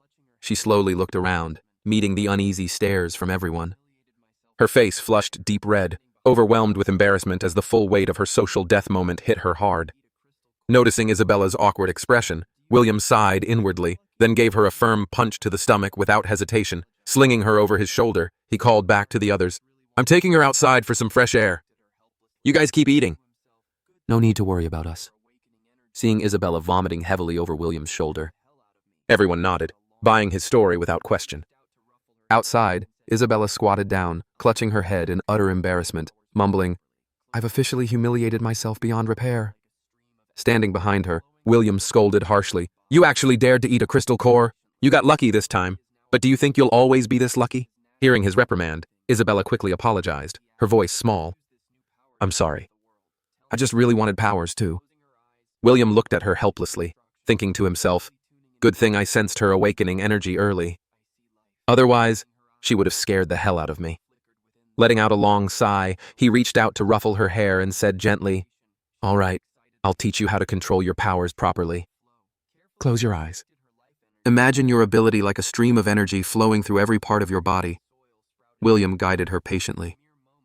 "Your ability is now a part of you, an instinct as natural as breathing." Smiling slightly, he added, "Now use this new power to sense the world. Tell me, what do you see?" Closing her eyes, Isabella followed his instructions. Slowly tuning into the changes around her, she whispered, "I see life." Opening her eyes, a soft glow flickered within them. "I see life flowing everywhere, feeling a surge of realization," she said excitedly. It feels like I can control that flow. Carefully, she directed her life energy into the ground beneath her. Instantly, the potatoes buried in the soil sprouted tender shoots. In mere moments, they grew into fully mature plants, staring at the thriving plants. Isabella exclaimed in disbelief. Did I just make them grow faster? From the side, William chuckled and replied, Looks like you did. Seeing William using the same power to speed up the potato growth, Isabella's eyes widened even more. You have the same ability too. William didn't answer her right away. She clutched her head in despair, wailing. I was dreaming of blasting cosmic rays, summoning storms, maybe even transforming into a magical girl, and now I'm stuck farming. This is so unfair. William gave her a helpless look and muttered, What kind of nonsense fills your head all day? Deep down, though, William couldn't shake off a nagging thought. The chances of awakening powers from eating a crystal core are insanely low. Yet both his big brother and Enzi awakened. It couldn't just be luck. Somehow he felt it was connected to his own abilities. The next morning, a rooster crowing loudly in the yard met a quick fate as William grabbed it by the neck. Annoyed, he grumbled, You're way too noisy. Turning to Uncle Neo behind him, he asked, Uncle Neo, where do you get this rooster so early in the morning? Uncle Neo chuckled, lifting a hen in his hand. Got a hen, too. They're from my own flock. Was planning to raise them for eggs and chicks. Uncle Neo explained. A few years back, the village's poultry farm was short on workers, so they gave me a few birds as thanks. I never ate them, just kept raising them. Hearing this, William recalled that the poultry farm wasn't too far from their home. After a quick discussion, the group decided to head over and check it out. They figured they could catch some chickens to raise and maybe gather any eggs that could still hatch. On the way there, Hang Tao glanced nervously at some corpses lying nearby and asked, They're not going to suddenly turn into zombies, right? Leaning closer to inspect, he frowned and added, But looking at them, it kind of seems like they were stabbed with sharp weapons. William, walking ahead, replied casually, Relax. Zombies don't come out during the day. Just don't go poking around in dark basement and you'll be fine. Reassured, they cautiously made their way into the factory building. Still uneasy, Huang Tao muttered behind them. Wonder what the world's like out there now. Hope it's not wiped out like our village. Uncle Neo quickly chimed in, full of conviction. No way. We humans have high-tech weapons. I bet it won't be long before someone comes to rescue us. Hearing their conversation, William spoke quietly. It's best not to get your hopes up. His gaze darkened slightly as he continued. The real threat isn't the zombies themselves. It's the virus. The devastation it brings is far beyond anything people imagined. Right now, the only ones we can truly rely on are ourselves. Uncle Neo and Hang Tao both fell silent, their faces clouded with worry after hearing William's grim words. A few moments later, Uncle Neo rummaged through a cabinet and found a stash of eggs. Grinning, he said, If we manage the temperature and humidity right, we can hatch these manually. Huang Tao scratched his head and muttered in confusion. But isn't it weird? Where are all the birds? Only eggs are left. William and Uncle Neo exchanged puzzled looks. After all, even if the poultry had died, there should at least be some remains. Just as the confusion deepened, a loud, harsh honk echoed from outside the door. Instantly alert, William turned to look, and standing at the entrance with a huge white goose. The massive goose flapped its wings, almost as if it was greeting them. Hango's face lit up with excitement. Lucky day, a live one. He immediately called over to William for a sack. After all, back when he worked at the poultry farm, he was an expert at catching birds with a sack. Grabbing the bag from William, Huang Tao confidently strode toward the goose. With a few quick and practiced moves, he wrangled the goose into the bag with ease. Just as he was about to turn and boast about his flawless catch, the once docile goose suddenly mutated, its beak widening into a gaping, bloodthirsty M. It lunged straight at Huang Tao's head with terrifying speed. In the blink of an eye, William activated his powers and dashed to Hang Tao's side, landing a powerful strike that sent the mutant goose flying across the room. Hang Tao stood there frozen and bewildered, still struggling to comprehend what had just happened. William shouted urgently, Something's wrong! Fall back. The group immediately bolted out of the factory. But just as they reached outside, William heard strange noises. He quickly threw out an arm to stop Hango and Uncle Neo, his eyes scanning their surroundings wearily. Within seconds, dozens of mutant geese came charging at them from all directions. These mutated geese were far faster than before, almost unnaturally quick. In the blink of an eye, the monsters were nearly on top of them. Out of the corner of his eye, William spotted a narrow alleyway. Without hesitation, he yelled this way and led Huang Tao and Uncle Neo toward it. However, Hang Tao and Uncle Yo were just ordinary folks. It didn't take long before their stamina gave out, and their pace slowed down drastically. William quickly realized the situation too. Hango and Uncle Yo were running out of steam. Glancing over his shoulder, he saw the mutant geese closing in fast. Relentless. With no other choice, William decided to activate a different ability. Growth, a power he had copied from Isabella. Focusing his will, he channeled the flowing life energy within him. In an instant, thick vines erupted and spread wildly across the narrow alleyway, creating a living barrier that stopped the pursuing mutant geese in their tracks. William turned back, just about to urge Hang Tao and Uncle Neo to run, when he spotted an even bigger group of mutant geese blocking the alley ahead. Trapped from both sides, William made a split-second decision and led them into a nearby abandoned dormitory building. Once inside, Hang Tao and Uncle Neo collapsed against the walls, gasping for air, their faces pale and drenched in sweat. Uncle Neo looked down at the courtyard, now swarming with mutant geese, and said heavily, "Looks like we're trapped." "William, you might still have a chance, but me and Xiao Huang were probably done for." Hearing this, William's expression hardened. "It was my mistake that got us into this mess. I swear I'll get everyone out alive. I promise." Deep inside, though, William was frantically weighing their options. If he pushed his blood butcher ability to the limit and carried 2 grown men, could he outrun the mutant geese? But if he ran out of strength midway, they'd really be doomed. Just as William braced himself for a desperate charge, Hang Tao suddenly shouted, "Wait! There's a computer here and the power's still on!" William turned to him, puzzled. Huang Tao, hands flying over the keyboard, said urgently, "Good news. The local network's still up. I might have a way." At that moment, loud, violent thuds shook the door. William pressed his weight against it, shouting anxiously, "Wang! Whatever you're doing, hurry! This door won't hold much longer." Hang Tao kept typing furiously and yelled back, "Give me 5 minutes." 3 minutes. Clenching his teeth, he growled, 3 minutes. "I'll handle these damn things." Hearing Hang Tao's desperate countdown, William realized there was no way that flimsy door would last 3 minutes. If they were going to survive, he had to take the fight to them. Without hesitation, he channeled his blood butcher power and slammed his fist into the door. With a deafening crash, the iron door shot forward like a battering ram, instantly smashing the nearby mutant geese into unrecognizable pulp.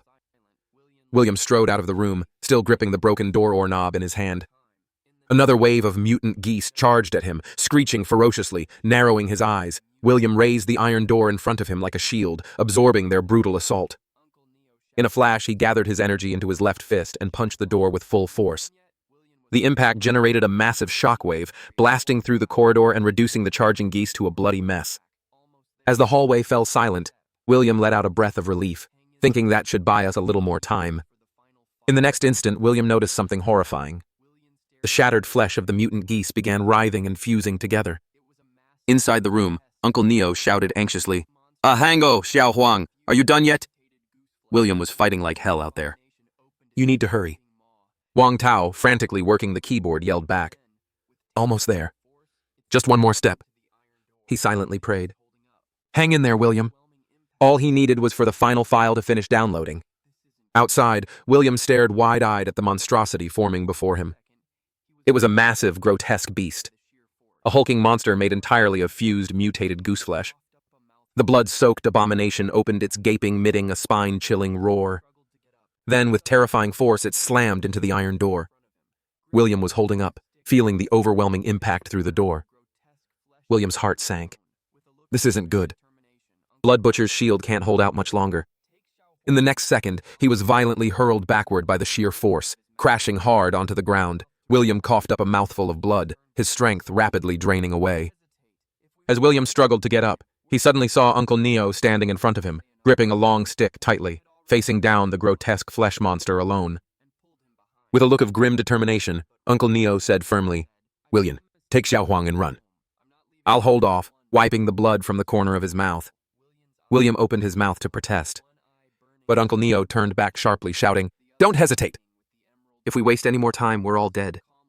Before Uncle Neo could say another word, William had already pushed himself up, moved to his side, and pulled him behind. Speaking quietly but resolutely, he said, "I promise to get everyone home. I'm not leaving a single one behind." As his words fell, William's eyes began to glow. one eye burning with the crimson of Blood Butcher, the other shining with the emerald hue of Life Force. Calmly, he faced the charging flesh monster once again, merging the two powers into his right hand. Feeling the overwhelming force of life and destruction intertwining within him, William knew with absolute certainty. This time he would win. In the next heartbeat, William hurled himself into a head-on clash with the flesh monster. The fusion of his twin abilities unleashed a surge of strength unlike anything he had ever felt before. With a single devastating blow, he shattered the grotesque creature into pieces. As the monstrous remains collapsed, the intertwined powers within William's body slowly began to fade. In their place came an overwhelming wave of exhaustion. His body refused to respond. He couldn't even lift a single finger. Just as William thought he could finally catch his breath, a loud, piercing honk echoed from the end of the corridor. He watched in horror as a new swarm of mutant geese charged straight toward them. Shocked and desperate, William struggled against his limp body, willing himself to move to fight once more. Just as disaster loomed, the sound of music suddenly blared from the loudspeakers outside. The mutant geese, already lunging at William, froze mid-attack upon hearing the music. After a moment's hesitation, they abruptly turned and stampeded away from the building. At that moment, Hang Tao rushed out of the room, shouting anxiously, "Uncle Leo! William, are you guys okay?"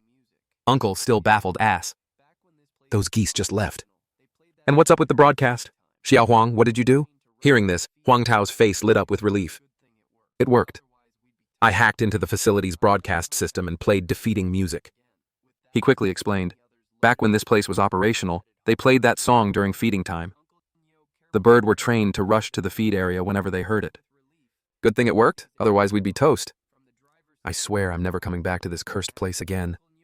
With that, William and the others loaded up into their car and headed home. Sitting in the back, Uncle Neo carefully cradled a basket of eggs. He sighed with relief. At least these eggs survived. From the driver's seat, Huang Tao chuckled and asked, "Uncle Leo, when did you sneak all those eggs into the car?" Uncle Neo smiled and said, "While you were busy catching the goose, I sneaked a few eggs into my pocket. Not a lot, though." Hang Tao, still a little uneasy, asked, "You sure those eggs won't hatch into mutant birds?"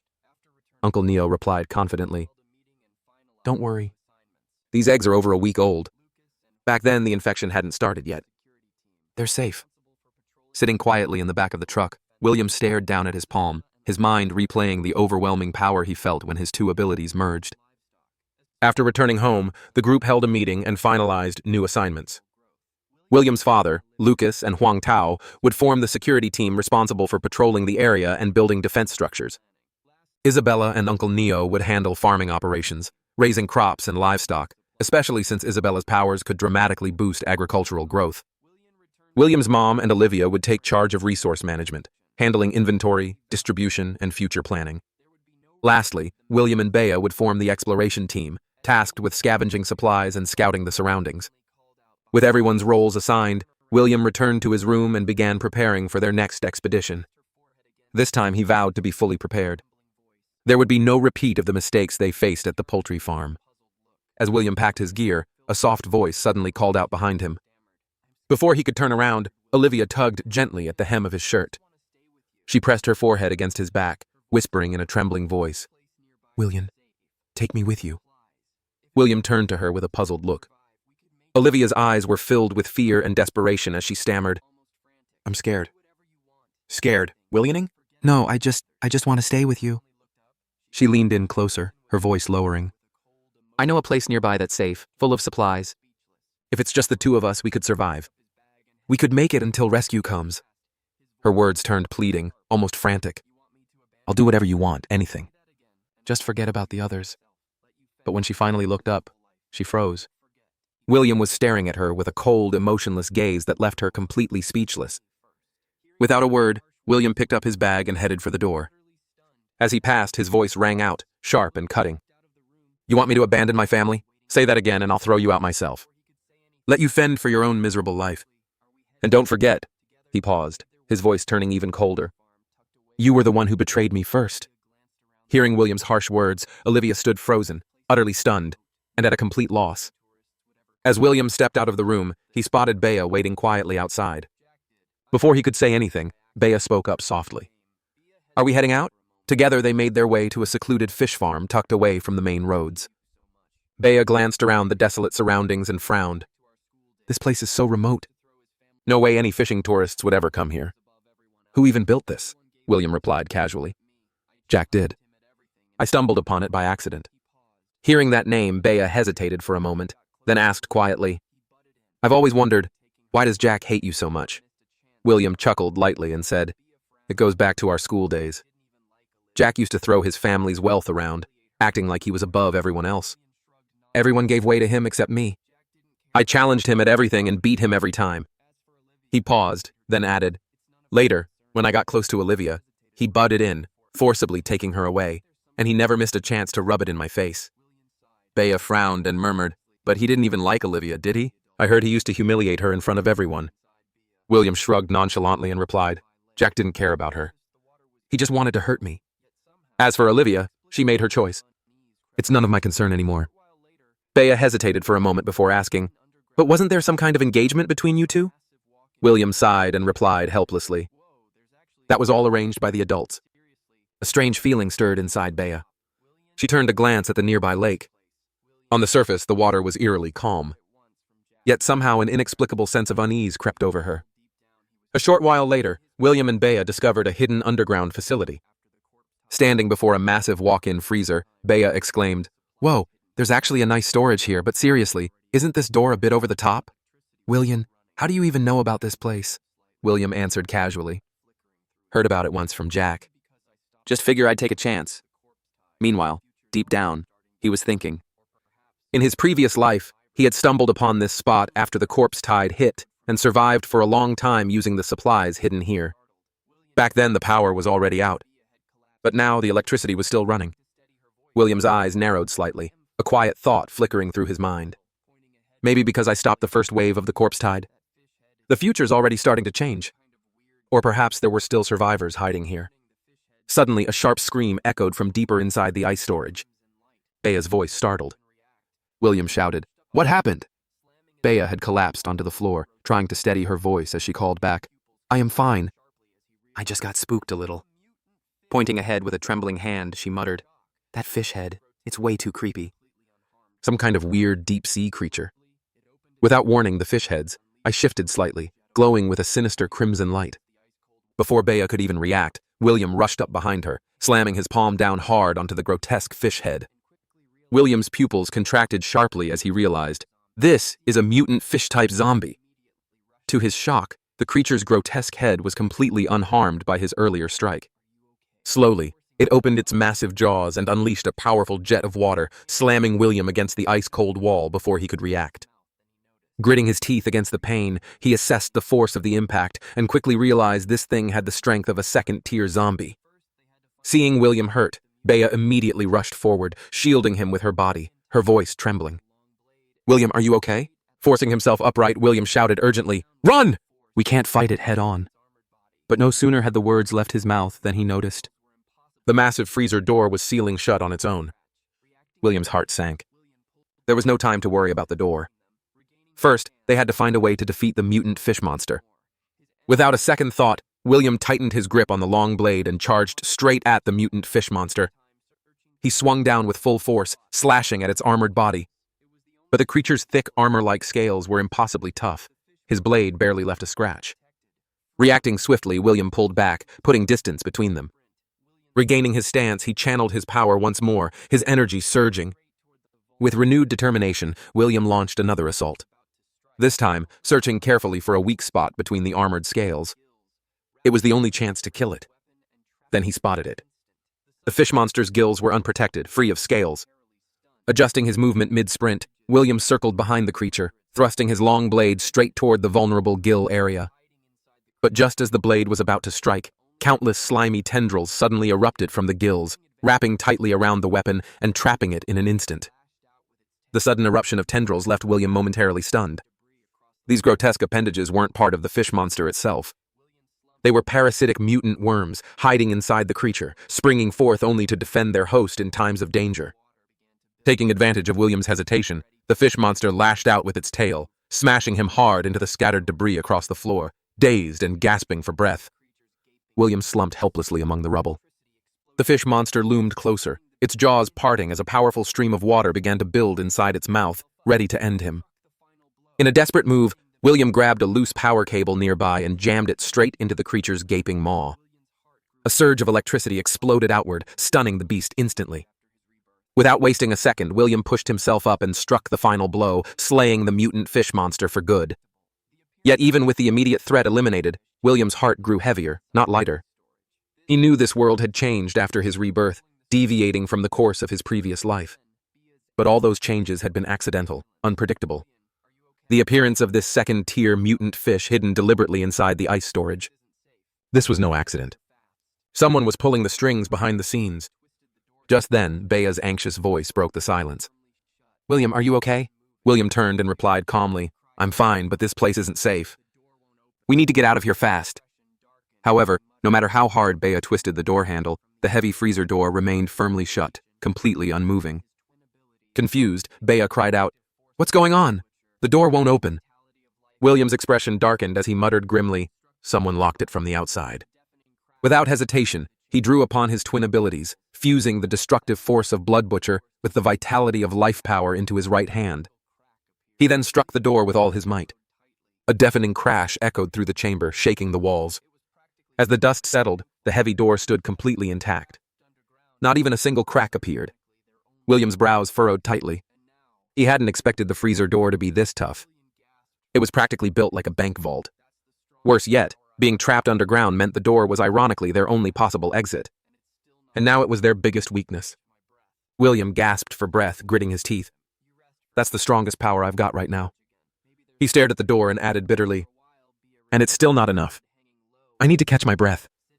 Bea quickly stepped forward to comfort him. "You rest for now.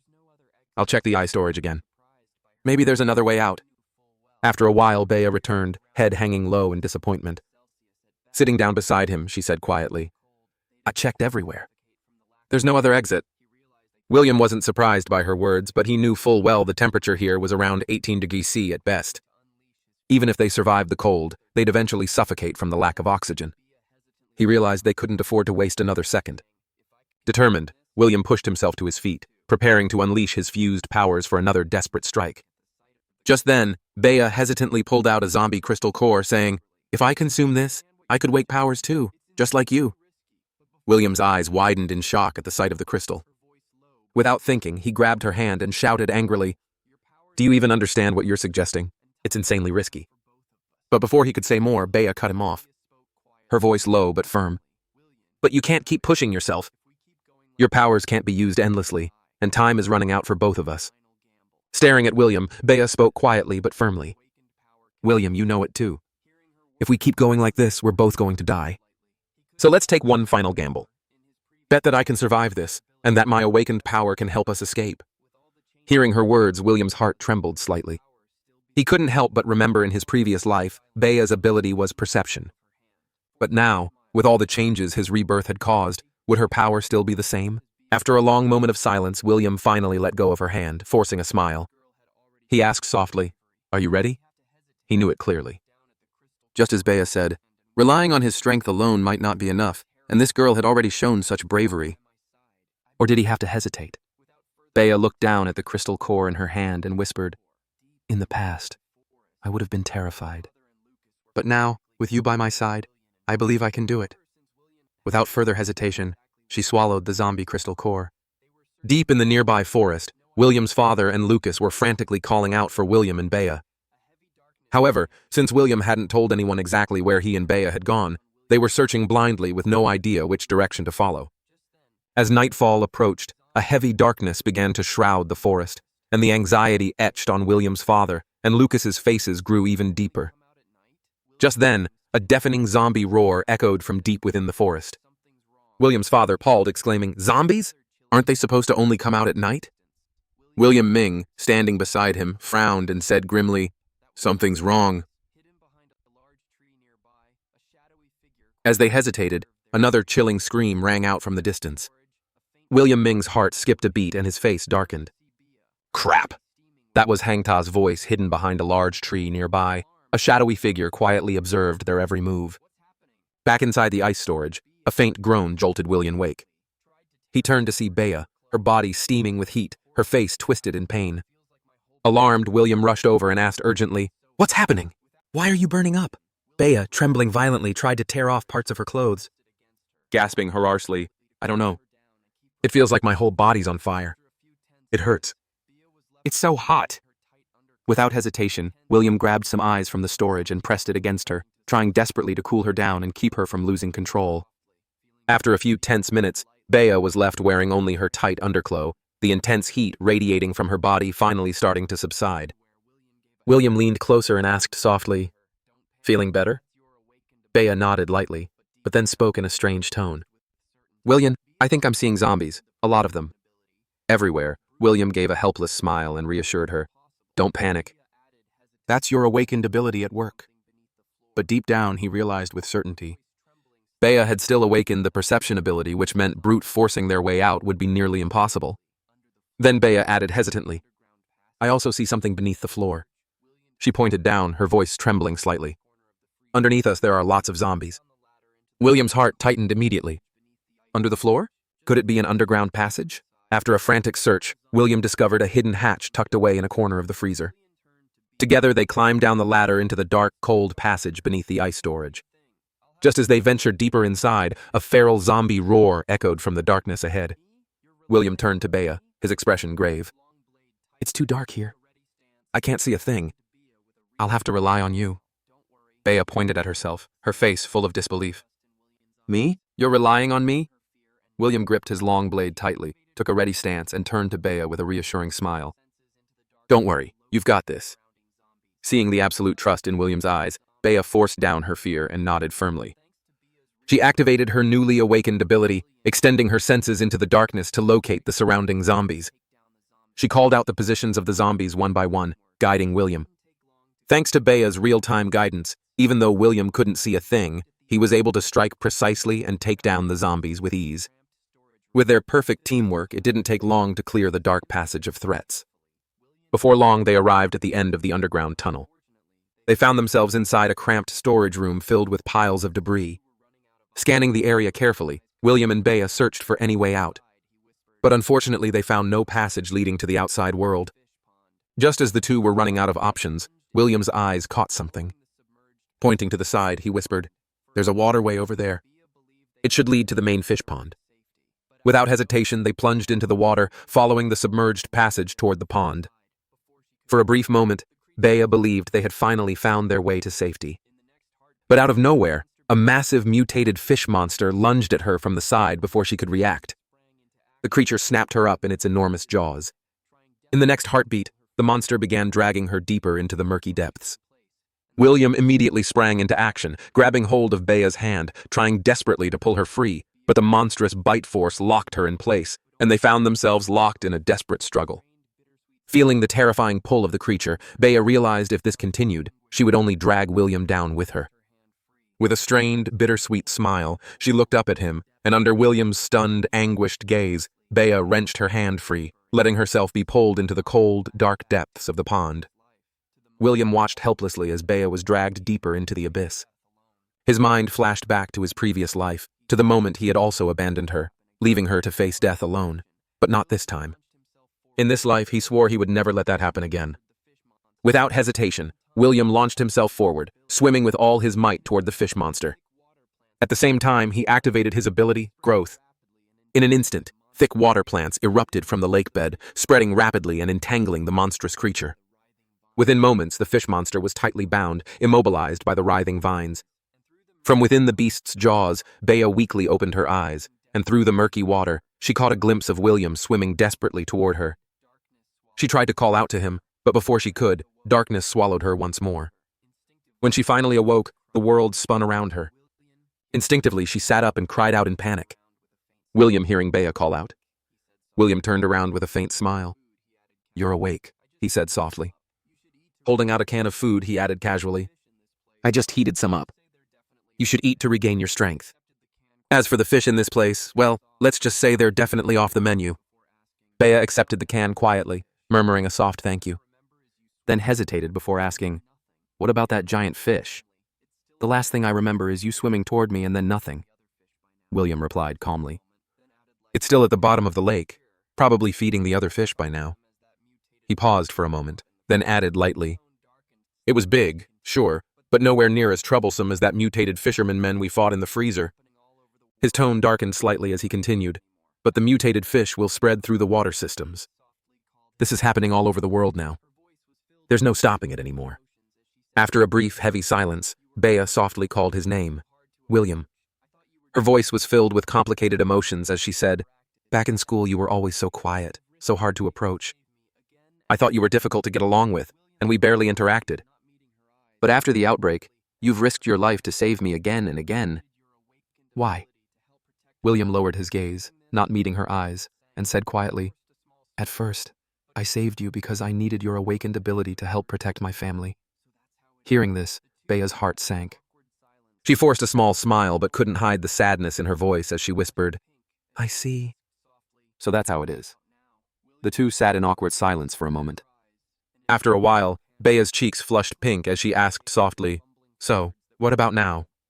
William glanced up at her, met her eyes, and immediately panicked, quickly averting his gaze and fumbling for words that wouldn't come. Seeing his flustered reaction, Bea turned her head shyly, murmuring, When are we heading back?" William cleared his throat, steadying himself, and replied, "Right now. With your ability, we can avoid the zombies easily." With Bea's enhanced perception guiding them, the two managed to evade all threats and made it back home safely in no time. The moment they returned, William Ying ran over and threw herself into William's arms, her voice trembling with emotion. "You're finally back. Do you have any idea how worried I was?" William patted her back lightly, a soft smile tugging at his lips. All right.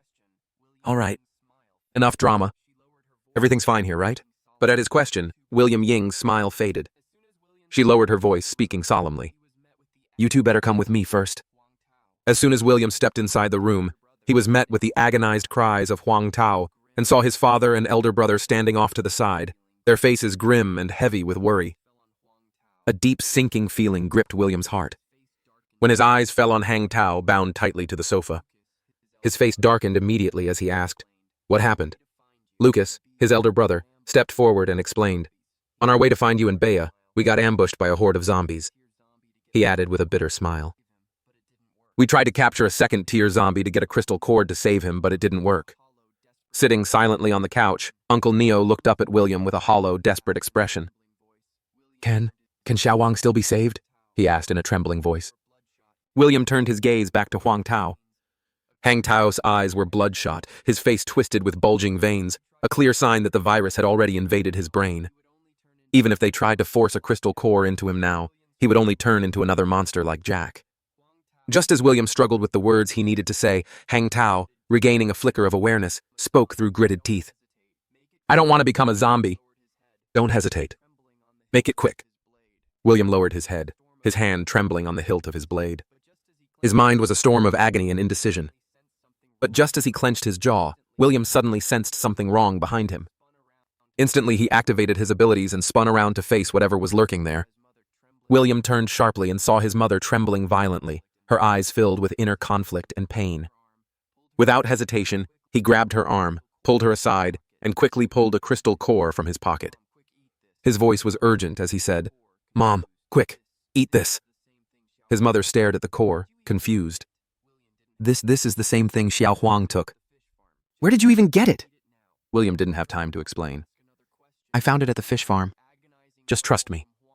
Eat it now." She opened her mouth to ask another question, but Alo, agonizing growl from Hang Tao cut through the room. Lucas shouted urgently, "William! Huang Tao's not going to last much longer." William froze for a second, cursing under his breath. Damn it, still too late. He knew all too well. If they waited for his mother's ability to awaken, it would be too late. He had to make a decision right now.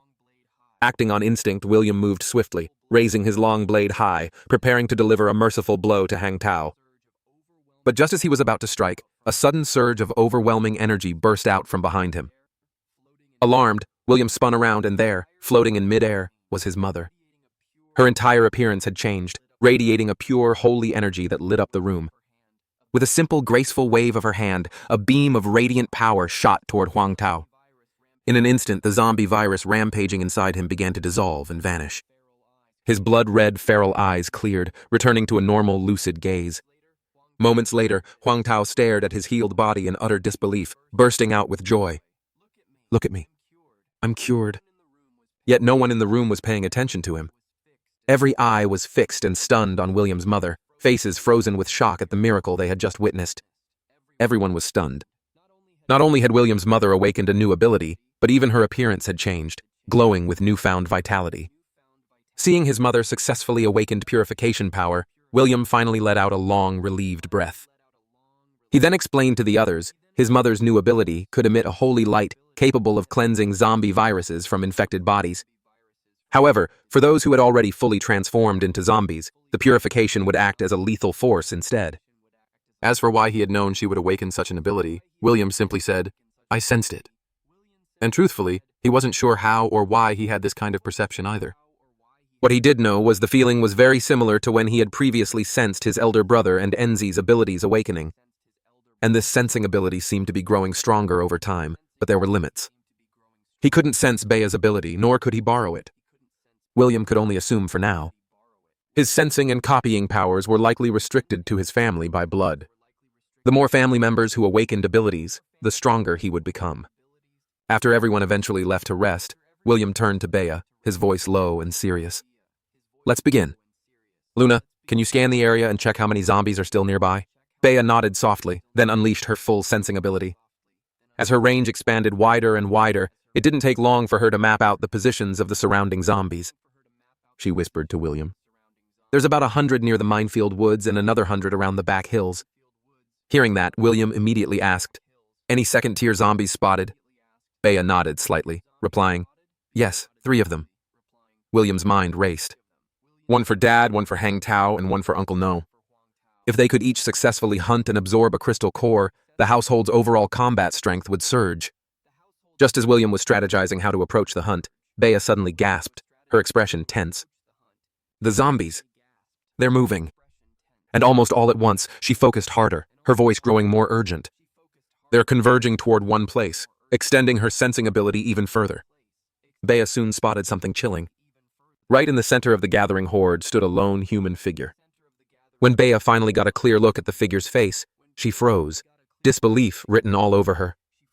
"It's Jack. All the zombies are moving toward him." William's face darkened in shock. He thought back. He had seen Jack die, burned to ashes before his very eyes. Could it really be the same Jack that Bea was seeing now? Gritting his teeth, William muttered, "Damn it! So it really was Jack who locked us inside the ice storage." His mind raced, connecting the dots, the ambush in the forest. That must have been his doing too. Bea, looking anxious, asked, "What do we do? Should we warn everyone and set up defenses again like last time?" William fell silent for a moment, then spoke with a heavy, resolute voice. "At the current rate, Jack will need about a day to gather enough zombies to launch a full assault." A sharp glint flashed through his eyes. "Rather than waiting for them to come to us, we'll strike first. Catch him completely off guard." Deep in the forest behind the hills, William stood tall, surveying the surroundings, then called out coldly, his voice cutting through the dense trees. "Jack, I know you're here. Come out and face me." On a massive boulder not far away, a figure crouched low, slowly rising to his feet. It was none other than Jack, the man who was supposed to be dead. Ling Jai sneered, staring coldly at William. Well, I didn't expect you to walk right into your own death, William." William's face remained expressionless. "Is that so?" he replied flatly. "But weren't you the one playing dead last time?" Jack's expression darkened immediately, rage flashing in his eyes. "Shut up!" he roared without another word. He lunged forward, claws gleaming as he struck toward William. William's gaze sharpened, his body tilting deftly to the side, and with a swift motion, his blade slashed across Jack's chest.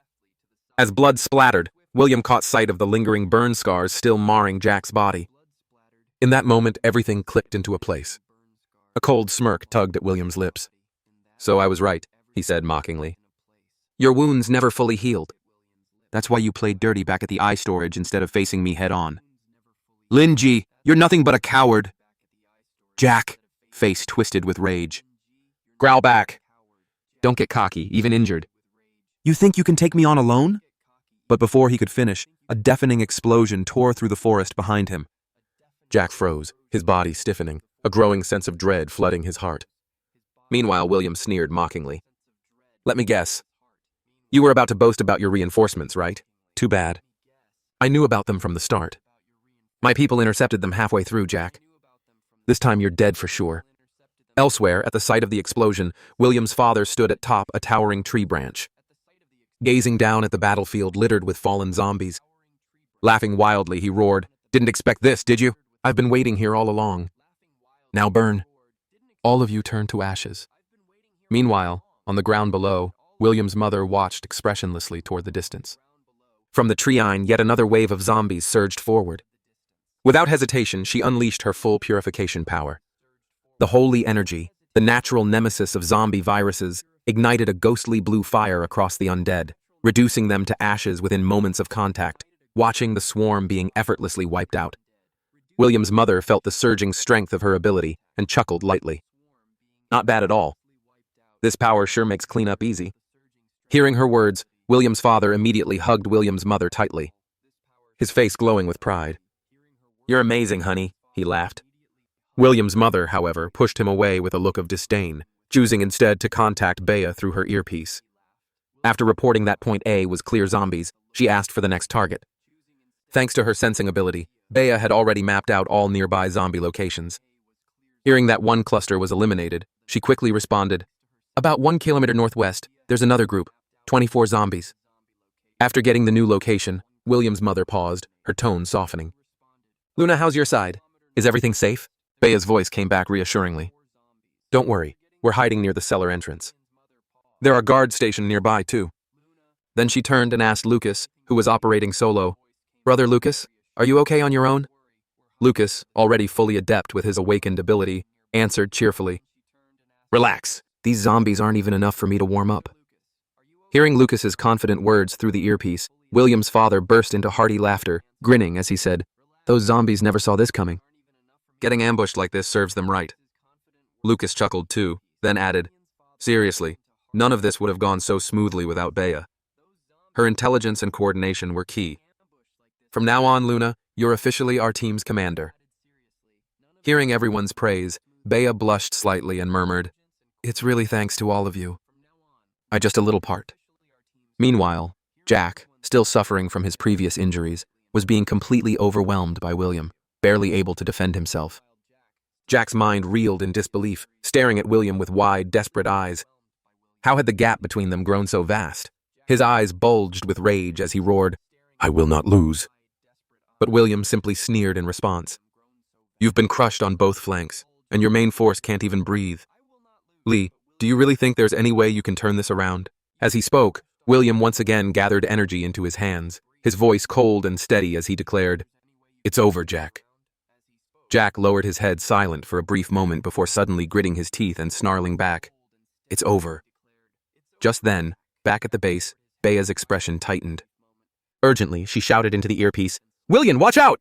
3-second-tier zombies are heading your way." As her warning echoed in his ears, William turned only to see 3 massive mutated rat-like monsters charging straight at him. After a brief moment of distraction, William's face darkened. He said coldly to Jack, "Mutated rat zombies. Is that really what you're counting on to beat me?" Jack chuckled darkly.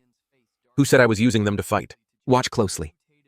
As he spoke, Jack reached into the skull of one of the massive mutant rats, pulling out its crystal core and swallowing a whole, followed by the other 2 in quick succession. Moments later, a violent surge of power exploded from Jack's body. He slowly lifted his gaze toward William, a sinister smile playing on his lips. "William, this is my true power." William stared at the now fully evolved 3rd-tier mutant Jack, a powerful sense of danger crashing over him. Without hesitation, William activated his abilities to the limit, dashing forward in a flash, long blade in hand, aiming straight at Jack. But Jack didn't even flinch. With a casual raise of his right hand, he effortlessly blocked William's strike. Then, with a swift, brutal palm strike, he sent William flying backwards through the air, watching William crash to the ground. Lin Ji sneered with mockery. "Is that all you've got, William?" As Jack finished speaking, William quickly realigned himself, channeling all his strength into a punch that struck Jack square in the chest. Yet it still failed to leave so much as a scratch. Lin Ji chuckled coldly, taunting, "How disappointing. Is this really the limit of your power? Come on, William. At least try something like this." With that, Jack seized William by the head and with brutal force smashed him downward toward the ground, Dust and debris erupted violently. But as the dust cleared, there was no sign of William. Only a gaping hole remained, and a lingering trace of emerald green energy surrounded the edges. Seeing this, Jack blinked in mild surprise, muttering to himself, "So, he has another ability." Escaped underground. After a brief pause, Jack's expression twisted into savage fury. "No matter," he roared. "I'll drag you out of whatever hole you're hiding in. Break you piece by piece, and then I'll slaughter every last one of your precious family." Not far away, hidden deep within the forest, William emerged from the hollow of a tree, his entire body covered in dust and bruises. He was breathing heavily, his strength drained after burning through so much of his energy. Thinking back to the power Jack had unleashed moments ago, William couldn't help but feel a chill down his spine. So this is what a third-tier mutant's true power looks like. In my past life, I never even had a chance to face something like this head-on. I had no idea. It was this overwhelming gritting his teeth, he calculated quickly. Even if my brother and my mother joined forces with me, we still might not be able to take Jack down. His eyes hardened with determination. I have to find a way to end him before he completely loses control. If not, the consequences would be unimaginable. Suddenly, an overwhelming pressure crashed down upon him, so intense it nearly stole his breath away. Frowning deeply, William instinctively looked up at the sky. Where once hung a pure white moon, now there was only a blood-red orb staining the night with its ominous glow. Beneath that blood moon, a brilliant blue wave of light slowly rose from the distant horizon. And then, without warning, a searing crimson beam clashed violently with a blue wave, sending shockwaves rippling through the air with a force that rattled the soul. As the deafening explosion echoed through the air, the rainbow-colored shockwave expanded outward at a terrifying speed. In the next instant, William's eyes narrowed sharply. Within the spreading halo, he could make out two shadowy figures standing amidst the chaos. But before he could figure out what was happening, Jack's mocking laughter rang out from behind him. "William, still distracted even now? You're underestimating me way too much." William instinctively tried to turn around, but Jack's mutated tail lashed out, smashing into him and sending him hurtling through the air. William crashed hard against a massive boulder, the impact reverberating through the ground. The sudden blow, coupled with his already drained strength, left William unable to even stand. Jack casually strode over, crouched beside William, and pressed a mocking finger against his forehead. "What's wrong? Can't run anymore? Where's all that fancy ability now?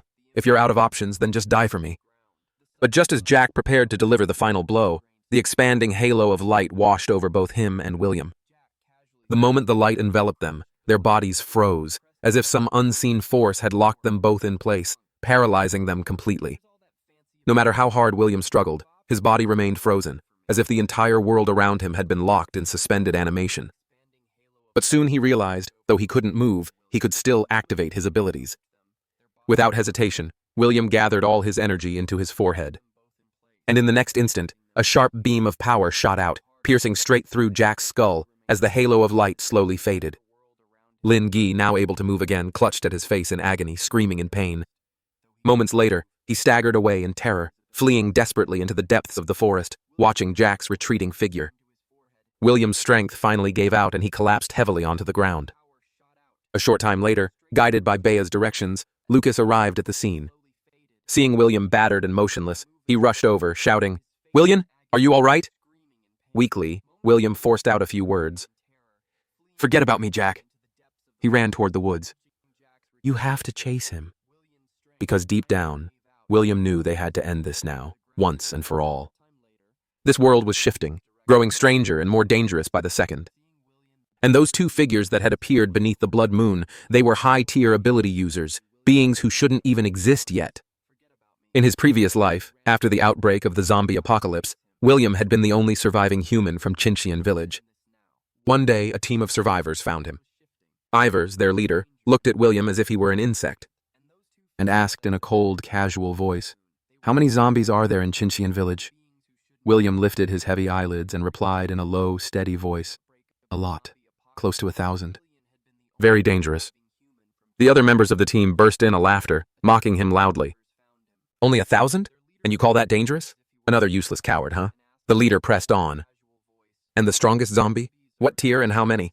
William hesitated for a moment, then lowered his head and answered, "4th tier. Only one."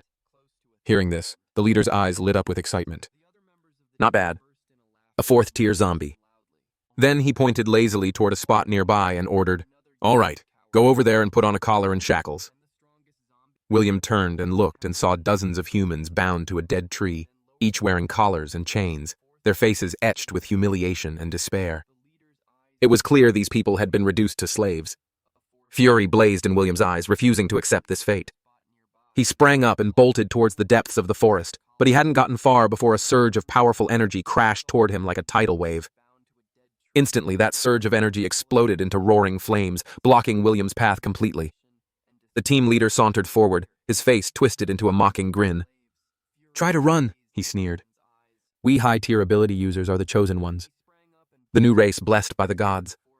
His voice turned colder as he added, "Trash like you was born to be our slave." Back in the present, William arrived at the spot where the blue light had fallen the day before. Staring at the devastated landscape before him, he knew deep down this was almost certainly tied to the emergence of high-tier ability users. 558. His experiences from his previous life had taught him well. Many of those so-called elites were nothing but monsters in human skin, and the disasters they unleashed that were far worse than any zombie outbreak. He had to uncover the truth early before history repeated itself. Following the scorched earth trail, William soon spotted a massive crater at the base of a hill. Nestled inside the pit, a massive white crystal at least half his height gleamed with a strange ethereal light, captivating his gaze completely. As William slowly approached the white crystal, a strange feeling stirred inside him. An overwhelming primal urge, the instinct to devour the crystal, surged through him. He reached out, fingers just about to touch its gleaming surface. When suddenly, alarm bells screamed in his mind. His instincts flared to life. In a flash, he triggered his ability and sprang backward, putting distance between himself and the crystal. His gaze sharpened and he barked out, "Who's there?" The next instant, a shadowy figure silently appeared behind him. The newcomer chuckled softly and said, "Looks like you're the sole survivor of this area," glancing casually at William's glowing fingertips. Now aimed at his neck, the man smiled faintly and added, "Not bad. Good reflexes. Plenty of potential worth tapping into." William's expression remained cold, his energy crackling dangerously at his fingertips. In a low, icy voice, he demanded, "Step back. I'll only ask one more time." "Who are you?" Hearing William's icy demand, the middle-aged man simply waved it off with a chuckle. All right, he said lightly. "My name's Takahashi, third-tier ability user." But before his words had even fully settled, William's eyes sharpened, and he instantly gathered energy into his right hand, throwing a powerful punch straight at Takahashi's face. Yet Takahashi's expression remained unchanged. He merely released a slight pulse of his own ability. Instantly, the space around him began to ripple and distort bizarrely. In the blink of an eye, Takahashi vanished from where he had been standing. As William tensed for a counterattack, Takahashi's voice drifted over from beside the white crystal. Relaxed and a bit exasperated, he said, "Geez, kid, you're really wound tight, huh? It was just a joke. No need to throw hands right away." Pointing casually at the white crystal, he added, "Relax. I'm not here for you, for your family or friends. I'm only interested in that. The original core."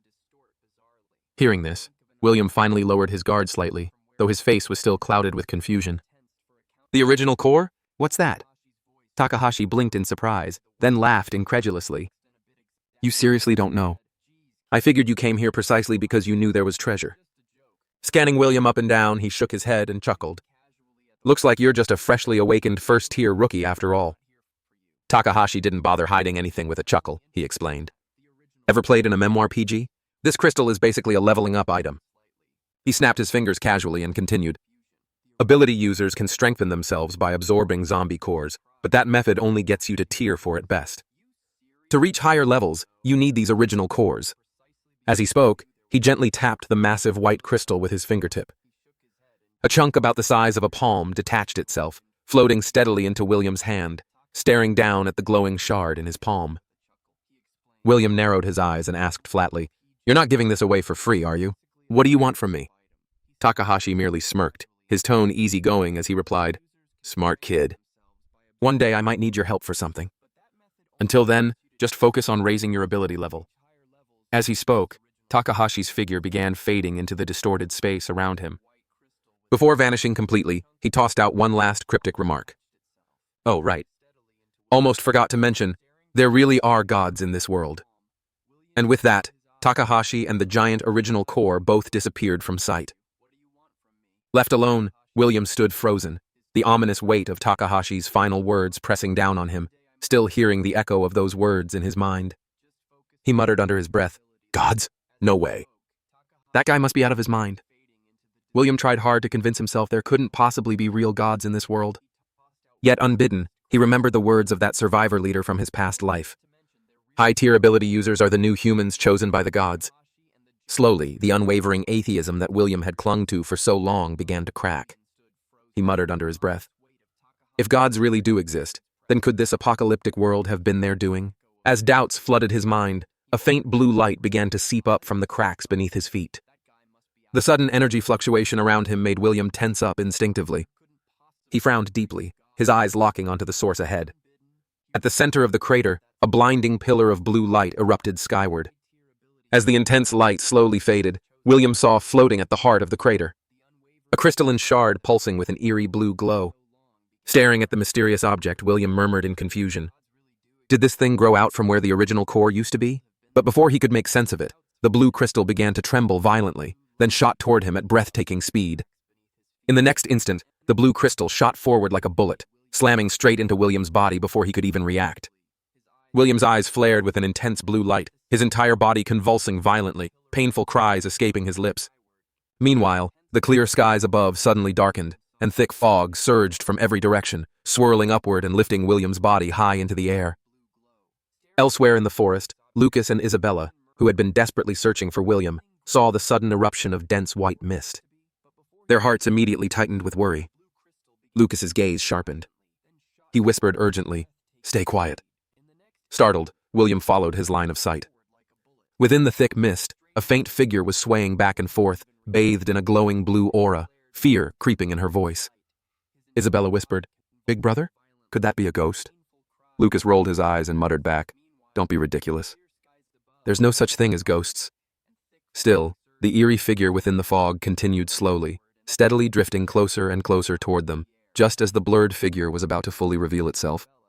In the very next instant, it shimmered and vanished into the thick mist. Before Lucas and Isabella could even react or move forward to investigate, a blinding blue beam of light suddenly shot up from deep within the distant forest, piercing through the darkened skies. William aghast, grabbing Lucas's arm and shouting, "Big brother, what's happening over there? Is someone transcending like in a novel?" Lucas's expression turned serious, activating his ability immediately. He sighed in exasperation at her comment and replied, "Stop reading so many fantasy novels. Believe in science a little, will you? I'll go check it out." "You stay back." Before Isabella could even respond, Lucas's figure surged upward, his body expanding with raw energy, and he leapt powerfully toward the source of the blue light. Snapping back to her senses, Isabella's eyes flashed with a vibrant green glow. She quickly extended her ability into a thick tree vine nearby. Under her control, the vine grew rapidly, lifting her high into the air. With Isabella riding atop the vine, she raced after her brother, speeding toward the brilliant pillar of light. Lucas, racing ahead, sensed movement from the forest behind him and slowed to a stop, turning around. He spotted Isabella rushing up, panting heavily. He couldn't help but chuckle and said, "I told you it was dangerous." "Why did you still follow me?" Catching her breath, Isabella answered firmly, "Exactly because it's dangerous. The more people we have, the more strength we can muster." Just as they spoke, Isabella's eyes widened in shock. She pointed ahead and shouted, "Big brother, look over there." Following her gaze, Lucas saw it. A massive blue sphere of light completely enveloping William. Floating within the sphere, William's eyes were tightly shut. His brows furrowed in pain. A glowing blue crystal was embedded at the center of his chest, pulsating faintly. Seeing this, Lucas's face changed drastically. He shouted anxiously, "William, hang in there. I'm coming to get you out!" Without hesitation, he gathered all his strength into his fist and hurled a powerful punch straight at the shimmering barrier. Yet despite his full force, the sphere merely rippled gently like water disturbed by a pebble, completely unaffected. Watching the barrier remain intact, Lucas's brows furrowed deeply. He thought grimly, "It looks so soft, but it's harder than steel." At that moment, the blue crystal embedded in William's chest suddenly cracked, shattering into countless shards of light that flowed straight into his body. The next instant, his tightly shut eyes snapped open. A blinding burst of blue light flared from deep within his gaze. As the surge of energy inside him gradually subsided, the turbulent phenomena around them slowly died down, returning the world to an eerie calm. When William slowly drifted back to consciousness, Isabella, unable to hold back her joy, exclaimed, "Second brother, you're finally awake." Beside her, Lucas grinned with relief and added, "Seriously, you had us scared out of our minds. You've been unconscious for a whole day." Meanwhile, standing sternly at the foot of the bed, their mother fixed William with a disapproving glare and scolded, "Running off alone with your injuries, leaving your radio behind. What the hell were you thinking? Huh?" Hearing her scolding, William tried to piece together what had happened, but his memories of yesterday were shrouded in a dense, impenetrable fog. No matter how hard he tried, he couldn't recall the details. Seeing William's equally baffled expression, Isabella asked curiously, "You don't know what happened either back then? You were completely trapped inside this huge blue orb. Then it just shattered on its own." Before she could finish her sentence, William's eyes suddenly narrowed, and a faint blue light flared deep within his pupils. At the same time, a translucent blue interface appeared before him. Isabella gender. Female age 16 ability. Growth manipulation tier. 1 upgrade requirement. 2 tier. 2 zombie cores. Chance to advance to high tier. Tier 5 19%. Original core required for advancement. 1. Staring at the unexpected data panel floating in mid-air, William froze for a moment, muttering under his breath, "What is this? Is this Isabella's profile? How can I even see this?" He shifted his gaze toward his mother. Sure enough, the information updated again. Sifong, gender, female age, 52, ability, purifying light tier, 1 upgrade requirement, 3 tier, 2 zombie cores, chance to advance to high tier, tier 50, 3%, original core required for advancement. 1. Moving his gaze to Lucas, the panel refreshed once more. Lucas gender male, age 28, ability, blood bastion, tier 1, upgrade requirement. 2 tier 2 zombie cores, chance to advance to high tier tier 5 12% original core required for advancement. 1. Gazing at the swirling data, William quickly pieced things together from the looks of it. An original core is needed to break through to high tier abilities, but the success rates are so low, and worse yet, I have no idea if there's any way to boost those odds or what the consequences of failure might be. William lowered his eyes, gazing at the lonely original core he still held in his hand. He drew a long, steadying breath, his resolve hardening like iron. Time's running out. Before they arrive, I have to get stronger, no matter what it takes. As William sank deeper into his thoughts, his father suddenly patted him roughly on the shoulder and barked, "Snap out of it, kid." William looked back at him helplessly and asked, "What is it, Dad?" William Jinwoo grinned and teased, "You've been zoning out forever. What's got you so lost in thought?" At that moment, another data panel appeared before William. William's eyes dashed. William Jinwoo's gender. Male age 51. Awaken ability. Jigatification not yet awakened. Awakening probability 4% modified to 100% due to external ability influence. Awakening requirement, 1 tier, 1 zombie core, chance to advance to high tier, tier 5 minus 70%. Original core required for advancement. 1. After glancing over his father's stats, William got out of bed, brushing off the sheets, and said casually, all right. I'm fine. No need to worry so much." But deep inside, he felt anything but calm. Now he could see everyone's abilities, awakening status, upgrade requirements, even their chances of advancement. It felt like he was cheating. A game where only he had the strategy guide. Watching him get up and head outside, William asked, exasperated, "Where are you going now?" Without looking back, William waved her off and said, "Just been lying down too long. Need to get some fresh air." And with that, he walked out into the courtyard, staring at his retreating back.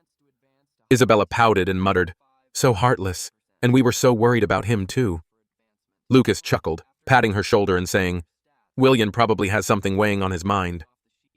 Let's just give him some space." Meanwhile, outside, Summer Luna spotted William emerging and lit up with joy. She waved cheerfully and called out, "William, you're finally awake." "Perfect timing. I just made some food. Come eat." After sleeping an entire day, William realized he was genuinely starving. He smiled and replied, "Thanks. I'm actually pretty hungry." Watching from the balcony, Lucas chuckled and teased, "Look at that. When did William manage to win Luna over?" Isabella, looking entirely unsurprised, rolled her eyes and said, "You're just now noticing." After the night they spent together, it was pretty obvious. Just then, their father stepped out from the house, grinning at Lucas and saying, "You'd better hurry up too. William's already got himself a girlfriend, and you're still flying solo, big bro." Lucas sighed heavily while Isabella added fuel to the fire, teasing, "Yeah, growing up you only ever brought your bros home. Never a girlfriend in sight." After finishing the food, William wiped his mouth, his expression turning serious.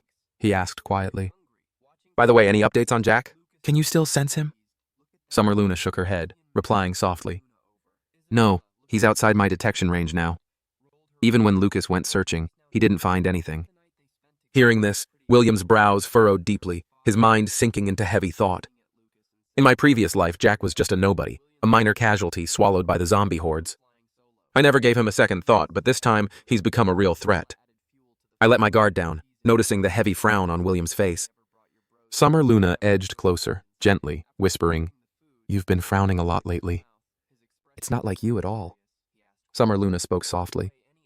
"Back when a zombie outbreak first happened, everyone else panicked. But you stayed calm, helping us survive crisis after crisis. At that time, I thought no matter what happened, you would always handle it. You made people feel safe, reliable, but one person's strength has its limits. You can't always shoulder everything alone. So, if something ever comes up, something you can't handle, please tell us. We're family." Hearing her words, William smiled lightly and teased, "Family, huh?" Summer Luna's face immediately flushed bright red. She lowered her head, stammering, "And no, I mean you can think of me as family." "No, wait. What I mean is me and your family." "Ah, whatever." Watching her flustered reaction, William felt a warmth spread through his chest. He chuckled softly and said, "I get it." Then he glanced up toward the balcony and shouted, "Hey, you three hiding by the window. Come here. We need to talk." On the balcony, William, Jinwoo, Lucas, and Isabella exchanged awkward glances, having been caught red-handed. Once they gathered, William laid everything out. His encounter with a Tier 3 ability user, the secrets of ability advancement, and the existence of original cores. Realizing the dangers that lay ahead, they quickly came to an agreement. They would leave the village, head out in search of vital supplies, and better prepare themselves for the chaotic future to come. Just then, Isabella spoke up from the back seat. "That's great. Doesn't this mean we're not the only survivors?" Hearing that, William simply lowered his gaze, saying nothing. Beside him, Mother Sia's expression grew tense. She said worriedly, "That might not be as good as it sounds. In times of peace, people can coexist, but in the apocalypse, human nature can't stand any real tests. When survival is at stake, humans can be just as terrifying as zombies, maybe even worse." At that, William lifted his head, his eyes full of steely resolve. He said firmly, "That's why we have to stick together. We need to keep strengthening our abilities, gather weapons and supplies, and defend our home at all costs." Driving the vehicle burst into hearty laughter and said, "Anyone stupid enough to mess with us is going to regret it big time." Before long, they pulled over by the side of the road just across from the old fishery. Gazing at the rundown facility, William's father asked, "Is that the place you mentioned? Are you sure there's really gunpowder inside?" William nodded confidently and replied, "Yeah, if I'm right. There's not just gunpowder, there's also..." But before he could finish, a thunderous explosion ripped through the air. A massive ball of fire erupted from the direction of the fishery, lighting up the sky. Witnessing the massive explosion, William froze on the spot. His eyes widened in shock, his mouth slightly agape, completely stunned. Moments later, as the smoke slowly cleared from the ruined fishery, a group of heavily armed men emerged from the wreckage. Seeing the well-equipped team, Lucas narrowed his eyes, his voice tense. Where the hell did these guys come from? How did they know about the fishery so fast? William's eyes sharpened, his tone calm as he replied, "They're probably the ones helping Jack smuggle weapons." Hearing this, everyone turned to William, faces full of confusion. William explained briefly, "When I left the fishery last time, I locked the main gate and kept the key. Normally, no one would have found the storage room so easily, but now they blew up the entrance without hesitation. That means someone already knew about the weapon stash, and the only ones who could know were insiders." Lucas clenched her fists angrily, gritting her teeth as she said, "So much good stuff, and they got to it first." William gave a faint smile, saying lightly, "Not necessarily." Lucas picked up on the implication immediately, her voice filled with worry. "You're not seriously thinking about taking them head on, are you?" "They have guns." William didn't answer. Instead, he turned towards Summer Luna and asked seriously, Luna, can you sense how many zombies are still beneath the fish ponds? Hearing William's question, Summer Luna nodded slightly. She closed her eyes, spreading her detection ability outward toward the fishery. It didn't take long before she opened her eyes again. Having finished her scan, she reported clearly, there are 52 zombies inside the fishery. 45 are regular ones, and 6 of them have cores, most likely Tier 2 zombies. Summer Luna paused, her expression growing more serious, and added, and there's one that's different from the others. It's much bigger, stronger, and there's a black crystal embedded in its head. William narrowed his eyes slightly, responding calmly. Sounds like a Tier 3 zombie. He continued analyzing. The fishery's underground space is huge, cramped, and enclosed. They won't be able to use their guns freely. No way they'll wipe out all the zombies easily, especially not with a Tier 3 lurking down there. A faint smirk tugged at the corner of William's lips as he said, we'll just sit back and let them wear each other out. Isabella's eyes lit up with excitement. Rubbing her hands together, she grinned and said, yeah, let's sit back and watch the show, then swoop in and clean up. As they were discussing, Lucas suddenly raised his hand and said in a low voice, hold up. Someone's coming. William immediately tensed, his senses sharpening. Following Lucas's gaze, he spotted a figure up ahead on the road, crouched with a gun, scanning their direction. Seeing this, William shouted sharply, get down! Under heavy gun pressure from the enemy. William kept his cool and said to Lucas, split up. Without hesitation, Lucas replied, got it. I'll draw him out up top. You flank him from below. William nodded, then immediately darted off to the side, circling toward the enemy. Sensing movement, the enemy reacted, vaulting over the roadside barrier in an attempt to flee into the forest. But just as he landed, William was already there like a shadow. Before the man could even process what was happening, William slammed his palm directly into his forehead. There was a dull thud as the man spun through the air, crashing down unconscious. Looking at the enemy, who was already knocked unconscious, William, which was said calmly, all done. Let's drag him back and squeeze some intel out of... But just then, Lucas shouted urgently from the distance, William, watch out! No sooner had the words left his mouth, a deafening explosion erupted right where William stood. When the smoke cleared, there was a deep crater where William had been. As for the enemy William had captured, only his severed arm remained. William's reflexes kicked in just in time. He had leapt to safety behind a nearby tree. In his shock, William noticed a small marble still hot, lying at the blast center. Hiding nearby, Lucas shouted another warning. Careful, there's an ability user. As he spoke, a whistling noise cut through the air. William looked up sharply to see multiple marbles flying straight for his hiding spot. With a tremendous impact, the tree William was hiding behind snapped cleanly in half. One of the marbles grazed past his hand, leaving a bleeding scrape. Seeing this, Lucas called out anxiously, William, you okay? Glancing at his injured hand, William replied coolly, just a scratch. Then he added, did you see where the shots came from? Lucas analyzed grimly. The marbles are coming from multiple directions. No way to pinpoint exactly where the shooter is, but judging from the sound, they're bouncing off trees, ricocheting in from a distance. William frowned, puzzled, ricocheting. Lucas nodded and explained, yeah, kind of like a giant pinball machine. Only here, the trees are the bumpers and where the jackpot slots. As he finished speaking, more marbles came whistling through the forest. Seeing this, William thought to himself, just as I thought, hiding isn't going to work. Whoever's attacking us can definitely see our movements. But something didn't add up. If the marbles were launched from so far away, how could they be so accurate? If they're tracking us this precisely, the shooter must be close by unless there's another ability user helping them. Once William finished clearing the zombies hidden in the woods, Lucas finally let out a breath of relief, but quickly frowned and said, the marble attacks, they stopped.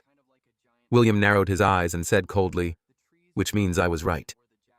They were using a zombie to spy on us. Lucas's face changed as he exclaimed, you mean there are 2 ability users? William stayed cautious and replied, maybe even more. Just then, Isabella's anxious shout came from the roadside. Big bro, second bro, get in the car quick. The people from the fishery are moving. They've spotted us. Hearing Isabella shout, both William and Lucas tensed immediately, but William quickly regained his composure. With their enemies' numbers and abilities unknown, fighting head-on would only put them at a disadvantage. The only smart move was to retreat for now and plan carefully. Meanwhile, in the distant forest, a blond man cursed angrily. What the hell? We just let them get away! He glared at the heavy-set man beside him, snapping fathead. Seriously, we were having a good time. Why'd you shut off the shared vision? The man called Fathead, nonchalantly applying lipstick, replied lazily. He didn't see that last hit. Our scout's head got blown clean off. What was I supposed to share? Huh? He then batted his eyes playfully, adding flirtatiously. Still, those two cuties. Pretty impressive for so-called civilians. After a brief pause, Fathead turned the tables, grumbling, By the way, why the hell did you kill the client's guy? How are we going to explain that? The blond man shrugged carelessly. If he got caught, he had to die. What is blaming on those two kids? Besides, the job was clearing out zombies from the fishery. A few human casualties. No big deal. At that moment, an old bald man slowly approached them, his gaze sharp and cold. Enough playing around, he said in a deep, harsh voice. The freezer's open. Get in there. He is still the supplies at the fishery until they secure everything. They have no reason to pick extra fights. But then Jojo's tone dropped even colder. But once they've taken full control, they'll definitely come looking for us. Instantly, a heavy sense of dread settled over the whole house like a suffocating fog. After a long pause, Joing forced a smile and said, Maybe it won't be that bad. Didn't Second Bro say there's a tear? 3 zombie at the fishery and the place is packed with explosives. They can't just use guns. Maybe they'll get wiped out by the zombies instead, she added, trying to stay optimistic. Wouldn't that be nice? But Joing frowned deeply, his face dark. Don't get your hopes up. They've got ability users. They don't need guns to wipe out those zombies. Joing's smile stiffened and she asked quietly, Then what do we do? At that moment, Joa, who had been silent all along, spoke up coldly and firmly. If they dare come after us, we'll fight to the death. Joba nodded fiercely, slamming his palm onto the table. That's right. Anyone who threatens my family, I'll personally send them to hell. Then he turned to Joing, grinning. And help me whip up some more explosives later. Let's make sure they get a warm welcome if they dare show up. Joing nodded eagerly, her eyes flashing with excitement. But Joey, watching this scene, only felt the weight on his heart grow heavier. He thought to himself in his previous life, it had taken 2 whole months before anyone found Qing Mountain Village. But this time it took only 1 week. These people were clearly trained mercenaries. Their firepower and tactics far outmatched his side. And once they gained full access to the fishery's explosives, plus if they managed to absorb the Terror 2 zombie cores to evolve further, the consequences would be disastrous. Waiting any longer would be suicide. But striking now carried unknown risks too, as Jojo was sank deeper into his troubled thoughts. A soft, warm hand quietly covered his. Just as Jojo's mind weighed heavily with worry, Bea smiled softly, gently placing her hand on his and said, It's okay. You have to trust your family. At that moment, a burst of static crackled from William's walkie-talkie, followed by Hang Tao's urgent voice. Hello? Anyone there? This is Hang Tao. William immediately grabbed the device and answered, This is William. What's going on? On the other end, Huang Tao spoke quickly. Thank goodness we're at the hardware store. There's a situation. We found a living person collapsed here. William's eyes widened sharply and he barked into the radio. Tie them up now. Huang Tao, confused, asked, Why? What's going on? William didn't waste time explaining. He simply ordered, Just do it. No questions. Without another word, William bolted out the door, shouting for the others to stay behind and guard the house. As he sprinted toward the hardware store, William's mind raced. Damn it!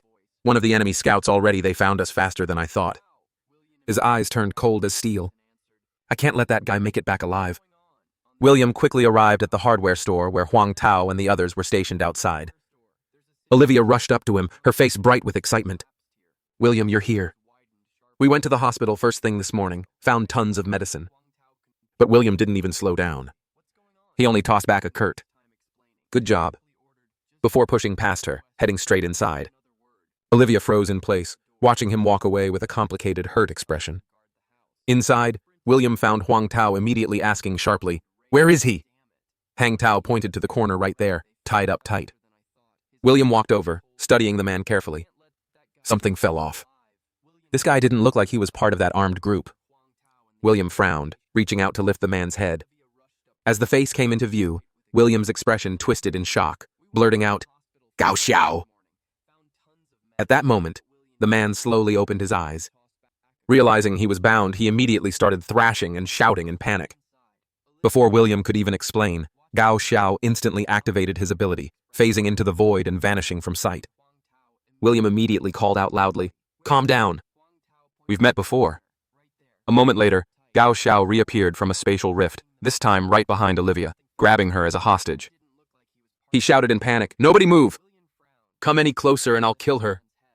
Wang Tao quickly raised his hands, tried to diffuse the tension. "Easy, easy. We mean no harm." Gaia hesitated for a moment, then finally released Olivia, mumbling, I just really want some beef noodles." Back at the house, everyone sat around awkwardly, watching as Gawia devoured bowl after bowl of beef noodles, looking absolutely content. A heavy silence filled the room, watching Gao Xiaobei eat like a starved animal. William Ming frowned, leaning over to William and whispering, "Seriously, this is the guy you met in the mountains?" William nodded silently. Nearby, Williaming wrinkled her nose in disgust, scoffing, "You're kidding me. He looks more like some washed-up bum freeloading for a meal." William narrowed his eyes, studying Gao Xiaoi carefully. Something felt way off. This guy didn't seem anything like the powerful figure he'd met before, and he showed no sign of recognizing William. Suspicious, William quietly activated his ability. In the next moment, a data panel popped up before William. Gauss Xiaobei, male, 28 ability, spatial teleportation, Tier 1 upgrade requirement, 2 tier, 2 zombie cores, Tier 3 evolution chance, 15% ascension needs, 1 origin core. William's doubts only deepened. He remembered Gao Xiaoi claiming to be a Tier 3 ability user. Why was he listed as only Tier 1 now? Was he faking it? Or had he truly lost his memory? After scarfing down a few more bowls, Gao Xiao finally set his chopsticks down, looking completely satisfied. He smiled brightly. "Seriously, thank you guys. If it wasn't for you, I probably would have starved to death out there." William cut him off coldly. "No need for thanks. Start talking." Gao Xiao blinked blankly. "Huh? About what?" William stared him down. "How exactly did you get to our village?" Gaia stammered. It's kind of complicated. You probably won't believe me, but I teleported here." Williamian frowned slightly, asking, "Escape?" He ran into zombies. Gao Xiaowei nodded quickly. "Yeah, they chased me all the way out of the city. I panicked, closed my eyes, and somehow I ended up here." He glanced around at everyone, confused by their calm faces, and asked, "You're all seriously just going to believe that?" I said, "I teleported, and none of you even flinched." William ignored the question, pressing on. "So, you're from the city?" Gochia nodded again. Serious this time. "Yeah." William Ming jumped in. "What's going on in the city? Did the military step in? Are the zombies under control?" At those words, Gao Xiaoi's expression darkened, his face tightening as terrible memories flashed through his mind. It took him a while before he spoke. His voice loathed the city. It was a nightmare. The first day the zombies appeared, the streets descended into chaos. There were screams everywhere, people trampling each other, cars crashing into crowds. I hid in a garbage heap all night, listening to the cries and wails outside, telling myself over and over, "Just hold on. Someone will come rescue us tomorrow." But when the sun rose the next day, there was no rescue. The entire city was already lost. Gao Xiao continued quietly. Some people kept fighting, even in total despair. Others, they gave up. They took their own lives. The room grew heavier with every word. William interrupted, his voice steady. "Enough with the details. Get to the point." Gochia flashed an okay sign, then went on, "Fine. When I was about to end it all, I got this text." He pulled out his phone and showed them the screen. William's eyes sharpened instantly as he read it. "Those chosen by the gods will become the new humans." This message, it came from them. But that was just the second day. A chill ran through William's spine. In his previous life, it had taken over a month after the outbreak for the first ability users to emerge. Back then, no one even knew about zombie cores yet. How could they possibly know this early? William's pupils shrank as a terrifying thought struck him. Could it be someone among them has been reborn too? At that moment, William Ming asked, "You mean people in the city already know about zombie cores?" Gao Xiao looked surprised. "You guys know about the cores too?" Williaming crossed her arms and replied proudly, "Of course we do. Not just seen them. We've eaten them." Gosho Xiao's jaw dropped. "You all ate one?" "Wait, don't tell me. You've all awakened powers?" Williaming grinned smugly. "You bet." Gao Xiao looked at them with obvious envy, sighing, "You guys really are lucky. If only my team had been that fortunate." After a moment, he began to explain. "On the third day after the outbreak, I joined a group of over 100 people just trying to survive. We spent our days scavenging for supplies and hunting zombies. After 2 days, we managed to find 5 zombie cores. The 5 team leaders decided they'd be the first to consume them. Only the team captain awakened powers. The other 4, they turned into monsters and were killed on the spot by the captain. By the 4th day, the captain was leading raids against other survivor groups, and fights between ability users broke out, turning into full-on wars. As things escalated, they started forcing more people to consume cores, myself included. Most either mutated immediately and were put down or got dragged into the endless bloodshed. It all got too crazy. I ran, got chased by a horde of zombies, but somehow my powers finally awakened, and I managed to survive." Lucas frowned deeply, muttering, "Ability users killing each other over supplies." Isabella shivered a little, saying, "Honestly, after hearing that, I'm glad I stayed in the village. The city sounds terrifying." Gaoxia nodded eagerly. "Exactly. It's great here. Food, water, safety. What more could you ask for?" He slapped his knee. "That's it. I've decided I'm staying here for good." William, however, shattered his fantasy with a calm voice. "Don't get too comfortable. It's not as safe as you think." Gaia blinked, completely confused. Seeing this, William added, "We're facing a bit of trouble ourselves. If you want to keep enjoying food and shelter, you'll need to pull your weight." As soon as William stepped out of the room, Bea hurried over that fast. "You're done talking already." William Uswa nodded. "Let's keep him around for now. He might actually be useful." Takahashi Bey scratched the back of his head and said shyly, "I'm Takahashi Bey. Thanks for the meal, guys." William's parents and the others all took turns introducing themselves as well. Takahashi responded seriously, calling out, "Okay, Sister Luna, Sister Fang, Uncle Hao." The whole group froze, visibly confused by the way he addressed them. Just then, Lucas came out of the room and elbowed Takahashi, speechless. "Seriously? You're over 30 and still calling girls and their 20 sisters?" Takahashi's eyes widened in disbelief. "Over 30? I'm only 18. Everyone went dead silent, completely stunned. After pause, William gasped, "You've got to be kidding. You're 18 looking like that." Takahashi looked utterly heartbroken, like he'd just been emotionally KO'd. "I just look a bit mature for my age, okay? I swear I'm telling the truth." William stepped in to smooth things over. All right. I believe you." In a flash, Takahashi lunged forward, hugging William tightly, bawling like a kid. "Thank you. I thought you were some cold, emotionless guy, but deep down you're a total soft A." William was speechless, but in his mind, he recalled how even he was stunned when his ability confirmed Takahashi's age earlier. Brushing him off, William said, "That's enough. Time's short. Come with me." Takahashi blinked. "Wait, go where?" William didn't look back. "You'll see soon enough." Inwardly, though, he stayed cautious. This guy's either been through hell or he's hiding something under that goofy act. Just as they were about to leave, Bea shouted from behind, holding something in her hand. "William, hold on." William paused, turning back with a confused look. Bea walked up and handed the item to him, speaking softly. "I found this among the weapons we recovered. Thought it might suit you. Not sure if it's your style, but I hope it is." William took the item and carefully pulled it out of the black bag. Inside was a long blade. On the handle, 2 characters were engraved. "Junhai." William gave a faint smile and nodded at Bea. "Nice blade." "Thanks." Seeing that he liked it, Bea couldn't help but smile as well. Before leaving, William gave a final reminder. "We'll be back in an hour. If anything happens, call me immediately." With that, he left with Takahashi. As they walked, Takahashi couldn't help but ask again. "Where exactly are we going?" William replied calmly. "A place you should recognize. The spot where you found the crystal core." "The back mountain?" Takahashi blinked. "Seriously, that far? We driving?" William shook his head. "You're teleporting us." Takahashi scratched his head nervously. "I've never teleported with someone before. What if something goes wrong?" William clapped him on the shoulder. Firm as ever. "You'll never know if you don't try." After a brief pause, Takahashi sighed. "All right, hang on tight." Then he grabbed William's arm and activated his power. In the next instant, both of them vanished without a trace.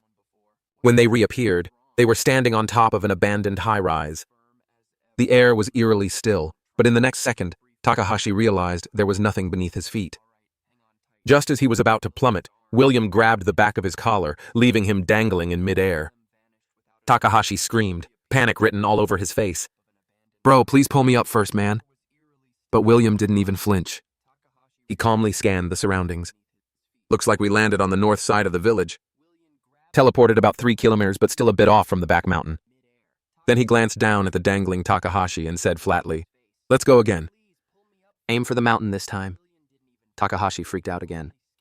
William stayed stone cold. "This is a field test of your ability. Keep going." Takahashi wanted to refuse so badly, but one look at William's expressionless face and he knew, saying, "No, might just get him dropped." With no other choice, he gulped, powered up and triggered another teleport, this time toward the back mountain. Every time they teleported, Takahashi let out a loud, dramatic scream, like a man getting exercised. After several jumps, the two finally landed on the thick branch of an old tree. William shot him a deadpan look. "Could you not scream like that every time? You're scaring the wildlife." Takahashi flushed with embarrassment. "Hey, I'm not a teleporting robot." I've never done this much back-to-back, let alone with a passenger. William didn't bother arguing. "We're almost there. Keep going." Takahashi shut his eyes, gasping for breath. "Can I catch my breath first?" William shook his head. "Nope. We're on a timer." With a soul-deep sigh, Takahashi powered up again, defeated but obedient. After a few more jumps, they finally arrived at the edge of a massive crater on the backside of the mountain. Staring at the massive crater before them, Takahashi panted, nearly out of breath. "Ah, finally we made it, right?" William nodded. "Yeah, this is the place." He shot Takahashi a cold glance. "That little test, I've seen enough. Honestly, your teleportation is worse than I expected." Takahashi blinked, confused, but William didn't bother explaining. "The most crucial thing in teleportation is control. And yours, it's only accurate within 100 meters. Any farther and your landings are a mess. Plus, your stamina drains too fast. You can't even chain your jumps properly." Takahashi scratched his head, giving an awkward grin. "Okay, sure. It's rough, but still usable, right?" William suddenly snapped, his voice sharp like a whip. "That's enough." His eyes narrowed dangerously. "How long are you planning to keep up this act?" Takahashi froze, staring back in confusion. William's hand gripped his blade. "We crossed paths right here not long ago. Don't pretend like I don't know what you're capable of." With a sharp shing, the blade was drawn, his aura flaring with power. William's eyes locked on Takahashi. "You came to my house. What's your real goal?" Takahashi stumbled back. Panic written all over his face. "What? When did we ever meet? You got the wrong guy. I just want a free meal at your place, and I'm not freeloading. I'll do chores if you want." But before he could finish, a wave of blade energy charged with raw power came slicing toward him. It slammed into the ground, kicking up a storm of dust and debris. Takahashi narrowly dodged with a teleport, eyes wide in disbelief. Holy crap, he's not bluffing. He's actually trying to kill me. His terrified screams echoed through the forest. "Help! Murder! This guy's nuts."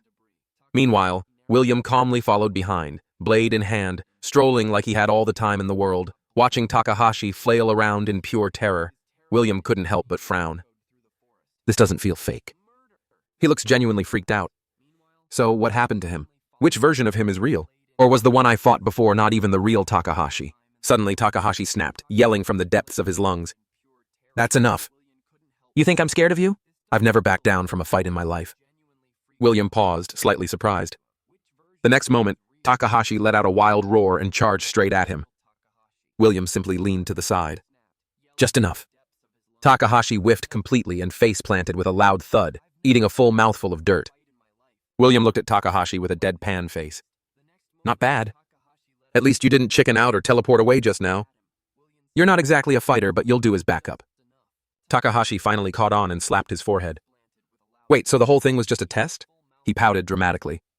"Dude, I thought you were seriously trying to kill me." William didn't bother replying. He just frowned and muttered, "Let's head back. It's time to focus on the real mission." That night, a vehicle quietly parked in the forest about a kilometer from the fishery. Sitting atop the car, William stared toward the faint lights in the distance. His expression was grim. "We're about a kilometer from a target. According to the plan, my big brother and Takahashi will go in first. Mom and Bea will stay here for backup." Takahashi's face twisted into a bitter smile. Do we have to do this? Those guys have a mess with us. Can't we just let sleeping dogs lie? William's eyes narrowed, his voice dropped. You know just as well as I do. Those people will do anything for supplies. If you're scared, now's your chance to walk away. Takahashi flailed, panicking a bit. It's not that I'm scared. I just don't want anyone getting hurt, that's all. Before he could finish, Lucas chimed in. Try to ease the tension. All right. All right. Didn't we already agree? This mission isn't even that risky. But Takahashi still looked troubled, his face full of unease. Earlier that afternoon, after William and Takahashi returned, William laid out his plan to raid the fishery that night. His father had nearly exploded. Are you out of your mind? William calmly explained. We're not picking a fight. We're just getting there first to steal their ammo and supplies. Once they lose their stockpile, they won't dare to make a move. And even if they do, at least we'll have the firepower to defend ourselves. William Ming frowned, but the fishery's heavily guarded. How exactly do you plan on getting in? And even if you make it, how do you carry all that stuff out? William returned to Takahashi and gave a small smile. I couldn't pull this off alone, but with your teleportation we got a real shot. Takahashi, in the middle of slurping noodles, nearly choked. Wait, me. No way. What if we run into those maniacs? William gave his shoulder a firm pat. Relax, my brother, and I will have her back. Worst case, we teleport out, but we really need you. Our whole family's counting on this.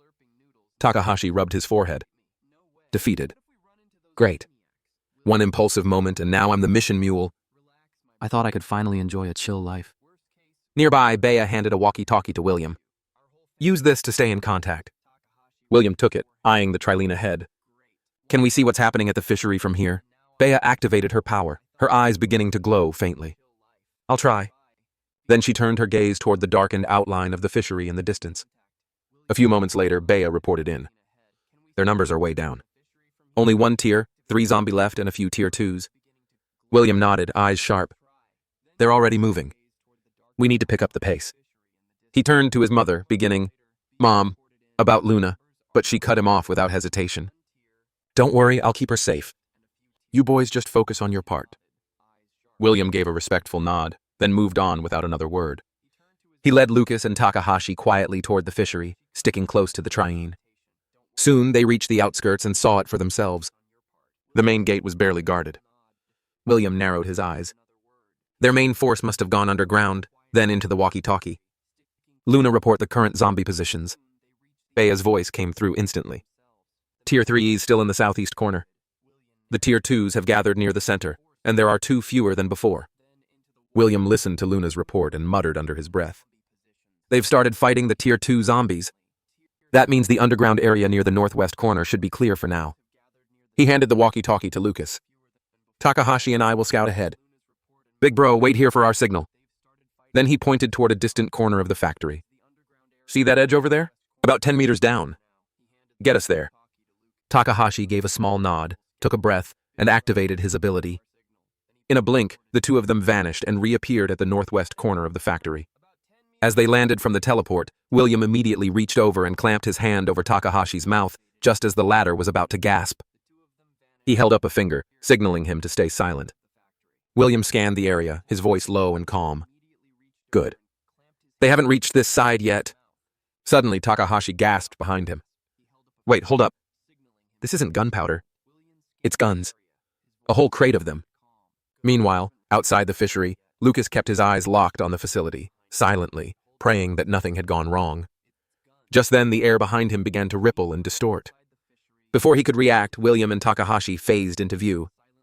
William tapped the crate beneath him with a smirk. Take a wild guess what we just brought back. William Ming stepped up and flipped the lid open. His eyes lit up at the sight of rows of firearms. Guns. You brought guns. This is huge, William added. It's not just guns. There's ammo, medkits, rations, enough supplies in that warehouse to arm an entire squad. No wonder people are after it. Then he turned to Takahashi again. Let's keep going. We need to empty that warehouse before anyone else finds it. William Ming suddenly spoke up. This time, take me with you. I can help. Takahashi frowned, clearly uncertain. After a moment, he nodded. All right, I'll try. With that, he activated his ability once more. Meanwhile, inside the warehouse, The blonde man who had previously attacked William had just sliced down a zombie and was smugly wiping his blade. But behind him, a new zombie crept up silently. His eyes widened in horror as he realized too late he wasn't alone. Just as the zombie lunged, its head exploded with a loud pop. The blonde man stiffly turned his neck to look, only to realize it was Fathead who had controlled the zombie and made it self-destruct. Fathead casually shook his hand and muttered, "We barely turned the power on and already attracted this many. All tier 2s, too." Nearby, the old man calmly crushed a zombie skull with one strike. He said with eerie calm, "Saves us the trouble of hunting them down one by one." The blonde guy scoffed. "Too bad these tier 2s are barely worth our time. A tier 3 would have been more fun." Fathead grinned. "Now that would be interesting. I've never tried controlling a tier 3 before." The old man shot them a flat glance. "If a tier 3 really shows up, you two won't survive long enough to try." That shut them up fast. Both fell silent, faces stiff with unease. Just then a scream tore through the air. One of their soldiers had been bitten. He writhed on the ground in agony. "I've been bit. It hurts. Please, someone help me." He rolled on the floor, eyes wide with terror and panic. The blonde man crouched beside him with a mocking smirk. "Come on now. What's with the screaming? Of course we won't leave you to die." The blonde man pulled out a crystal core from his jacket and waved it in front of the soldier's face. "Eat this. If you're lucky, you might become one of us." The wounded soldier stared at the crystal, torn between fear and desperation, barely clinging to his sanity. The blonde man leaned closer, voice dripping with menace. "What's wrong? Scared? You'd rather turn into a zombie? Don't hesitate. Become one of the chosen." "This is," he finished speaking. Bang! A shot rang out. The bullet whizzed past his ear and struck the infected soldier deaden. A scar-faced man stepped forward, disgust clear on his face. "Back off, freak." The blonde man's face darkened instantly. "What did you just say to me?" The scar-faced man raised his gun, pressing forward. His words sharp, deliberate. I sat back. "Off, you mutated freak." The blonde man's rage snapped. His energy surged violently, eyes blazing. "You think I won't kill you right here, right now?" Just as tensions were about to explode, the old man spoke flatly. "Enough. This alliance was sanctioned by the leadership. I won't tolerate any unnecessary conflict." The blonde man gritted his teeth, rage simmering, but still withdrew his powers without protest. The old man stepped forward slowly, voice dark and calm. "You know what the best part of being a teacher is?" He paused, then added with venom. "You get to prune the branches that grow crooked." He turned to the scar-faced man. "This place reeks of sulfur. You want to explain to the higher-ups why the whole thing went up in flames." The scar-faced man clicked his tongue, clearly annoyed. "TCH switched blades. No one fires unless I say so." Meanwhile, Jojo's team had already used the window of distraction to move out most of the supplies, staring at the neatly stacked crates. Jojo nodded in satisfaction. This should be more than enough to arm the whole family to the teeth. Joe Men gave a firm nod. Didn't expect things to go this smoothly. Jojo looked over at Takahashi, giving his shoulder a light pad. "You holding up okay?" Takahashi looked back at him, panting but grinning. "I'm good. Just didn't think I'd be hauling half a warehouse today." Joe Min hesitated. "Maybe we should rest for a bit. He doesn't look too good." But Joe, this was expression darkened. "We can't." The tear. 2 zombies won't stay distracted for long. There's still some medical supplies left. One last run. Can you handle it? Takahashi took a deep breath, then gritted his teeth. "Yeah, I got this." With that, he triggered his power once more, teleporting all 3 of them back to the fishery warehouse. But the moment they re-emerged from the spatial jump, Takahashi collapsed to the ground, completely unconscious. The sudden fall startled both Jojo and Joan, their guard instantly going up. Jojo rushed over quickly, checking his pulse. It's power exhaustion. He's burned through everything, completely drained. Help him over to that wall. I'll try to find some glucose to stabilize him. Meanwhile, the old man arrived at the infirmary entrance, flanked by Fathead, Slim, and several soldiers. Unbeknownst to them, Jojo and Joe Min had already dragged the unconscious Takahashi into hiding behind a nearby shelving unit. As the group stepped inside, they scanned the room filled with supplies. The blonde man's eyes lit up. "No wonder you risk so much to come here." This stash could keep the whole group running for months.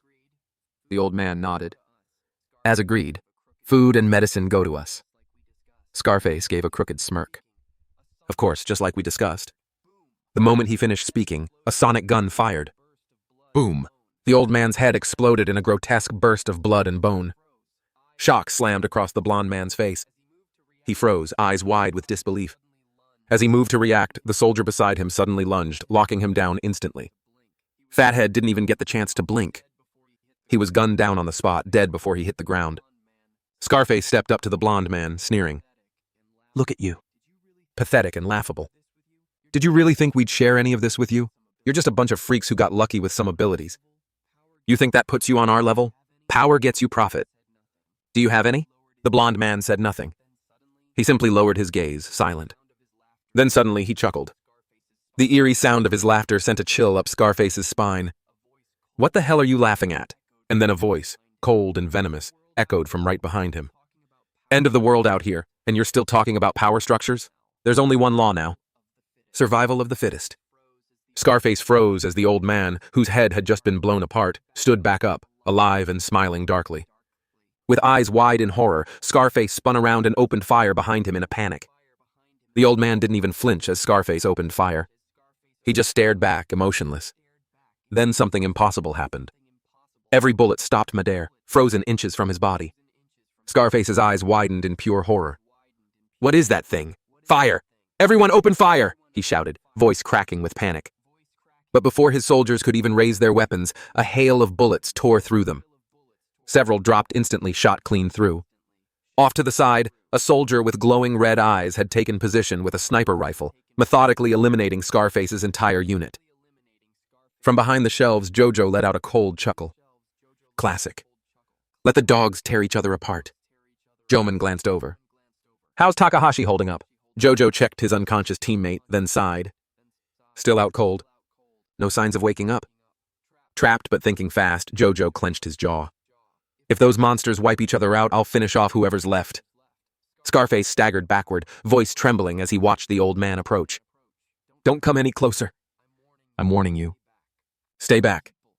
I've got important people behind me. You wouldn't dare kill me. The old man gave a cold, mocking laugh. Important people? Too bad. They're probably corpses by now. Before we even arrived at the fishery, our operatives were already embedded with them. Just like you, we never had any intention of working together. One world doesn't need two eras. He calmly raised his hand. At the flick of a finger, a bullet suspended midair shot forward with a crack. Right into Scarface's skull, the old man didn't even blink. Your era is over. As the body dropped, he turned to one of his subordinates. Swine, clear out the stragglers outside the compound. The red-eyed soldier grumbled. Seriously, I just got into this body, still not fully synced yet. The blonde man, now casually lighting a cigarette, rolled his eyes. Oh, please. You say that every time. At this point, changing bodies is like changing shirts for you. Swine grumbled, knowing there was no getting out of it. Yeah, I'm going, he muttered, dragging his feet as he exited the compound. As he left, the blonde man glanced around the room packed with crates. So what now? Just the two of us. It'll take forever to move all this stuff. The old man paused in silence, then slowly turned his gaze toward a shelf in the corner and muttered, No rush. Before we move anything, let's clear out the rats behind the shelves. Jojo's heart clenched. They know, the old man continued, voice calm but cutting. The soil outside is damp. It clings to the soles of shoes, and young men, they tend to be sloppy, a habit that needs correcting. So will you come out on your own, or shall we drag you out? Jojo exchanged a look with Zoming. They've been discovered. No question. Without hesitation, Jojo was stepped out from cover, energy pulsing from his body. Looks like talking's over. Let's finish this. Jojo was stepped out from behind the shelves. Blade gripped tightly in hand. In an instant, he dashed straight toward the blonde man, a blur of movement. The blonde man recognized him and scoffed. You again came here to die properly this time? Calmly, he pulled out a handful of marbles, charging them with his ability. With a flick of his wrist, he launched them at Jojo. The marbles ripped through the air like bullets, closing in fast. Too fast. Jojo's eyes narrowed, reacting instantly. He brought up his blade. Clang, deflecting the deadly shot just in time. The blonde man sneered. Really? You think you can dodge in a space this tight? Jojo didn't answer. He just grinned. Hook, line, and sinker. Before the blonde man could realize it, a shadow swept in from the side. Zhouing had circled around behind him. With his fist drawn back, glowing with power, he threw a devastating punch straight at the back of the blonde man's head. The blow landed clean. Before he could react, the blonde man collapsed like a sack of bricks, taken out instantly. Just as Zhouing began to let out a breath of relief, Jojo spoke sharply beside him. "Don't relax. There's still one left, and he's the real threat." Jojo's eyes glowed with a faint blue light as he locked onto the old man. Instantly, data streamed across his vision. Frowny face name. Yao Shanghai, age 61, ability supercells tier 2. Next upgrade requires 3x tier 3 zombie cores. Advancement to tier 5, chance 24% raw core requirement. The blonde man lay motionless on the ground, defeated. But the old man Yao Wenhui simply stared at them, calm as ever. That eerie calm made Jojo's skin crawl. He clenched his jaw. "We strike first." Without a word, he and Zhouing moved in unison, rushing from opposite sides to flank the old man. Jojo's blade slashed cleanly across Yao's neck, but it didn't even leave a mark. The old man stood completely still. Jojo's eyes widened in shock. What the hell? His skin's tougher than steel. But Jojo didn't hesitate. "Bro, sync strike?" Zhouing's eyes sharpened. He understood instantly. Without pause, he gathered all of his energy into a single punch and then launched it straight at the old man. No holding back. Their attacks converged. Jojo's blade strike and Zhouing's energy blast hit the old man at the exact same moment, forming a cross-impact shockwave. Jojo had guessed the old man was immune to external damage, so they tried using pure energy resonance to cause internal disruption. But as the shockwave faded, Jojo froze, eyes wide with disbelief. The old man still stood tall, shirtless, and utterly unharmed, as if nothing had happened. Worse yet, the energy they unleashed had begun to seep into his body, absorbed like steam into dry ground. Seconds later, a familiar surge burst from his core. The same power signature as Zhouing. He had copied the ability. Jojo's eyes widened as he whispered in shock. "Blood pigod." The old man took a deep breath, eyes closed, basking in the flow of absorbed power. "Excellent. Your abilities are top tier. Especially you, Shaggy Boy. Multiple abilities, am I right?" His gaze narrowed as he turned to Jojo and Zhouing. "You too. You're qualified to join us." Zhouing blinked, still stunned. "Join you." The old man turned away, casually gesturing toward the crates of supplies. "You came for these, didn't you? Join us and you'll have more than you'll ever need." Jojo was scoffed. "You just betrayed your own people, and you think we'd trust a word from you?" The old man waved vaguely at the corpses on the floor. "They were remnants of the old world," he said, tone calm and cold. "We're not like them. We, the gifted, we were born to rule the new one." Jojo fell silent for a moment, then asked coldly, "Gifted ones ruling the world. Fine, but what about the ordinary people?" The old man smiled slightly, his tone calm. "They'll live under our protection. They'll be the foundation of the new world." Jojo snorted. "Foundation? You mean slaves?" He knew damn well people like this didn't protect the weak. They used them. They burned them as fuel for their so-called new world. As he spoke, Jojo was subtly gestured behind his back, drawing the old man's attention while signaling Lucas. Lucas caught the motion, nodded ever so slightly, and turned his gaze toward the still unconscious Takahashi. The old man's face darkened, anger flashing. "I've even seen the new world?" Jojo gave a quiet laugh. "I don't need to. The fact that it's built by scum like you, that alone tells me it already stinks to high heaven. William, time to move." Lucas's voice rang out that he bolted toward the warehouse exit, carrying the unconscious Takahashi over his shoulder. The old man whipped around, eyes narrowing as he sensed the escape. In that same instant, William dashed past him, slicing through the narrow gap like a shadow. As he passed, his voice echoed coldly in the old man's ear. "I'm going to find every last one of you and drag your new world straight to hell." The old man stood stunned, caught off guard by William's ruthless decisiveness. But before he could react further, he noticed a lit lighter tumble to the ground near his feet. Boom! A massive explosion ripped through the warehouse, sending flames and debris flying skyward. Meanwhile, deep in the forest, Bea was frantically calling into her walkie-talkie. "William, Lucas, Takahashi, anyone come in?" But only static answered her. The channel remained deathly silent. William's mother looked on, worry etched across her face. Still nothing. Bea nodded, eyes locked on the rising smoke in the distance. There was an explosion underground. Something blew in the basement. "I can't see what's going on from here." But before she could finish, Her expression changed. Deep within the ruins of the warehouse, the Tier 3 zombie that had been dormant until now slowly opened its eyes. Beneath the charred wreckage, William and Lucas crawled out, coughing, but alive. Lucas saw William was only covered in dust, otherwise unharmed, and exhaled deeply. You're okay. But then he froze. Where's Takahashi? William pointed casually. Over there, still snoring.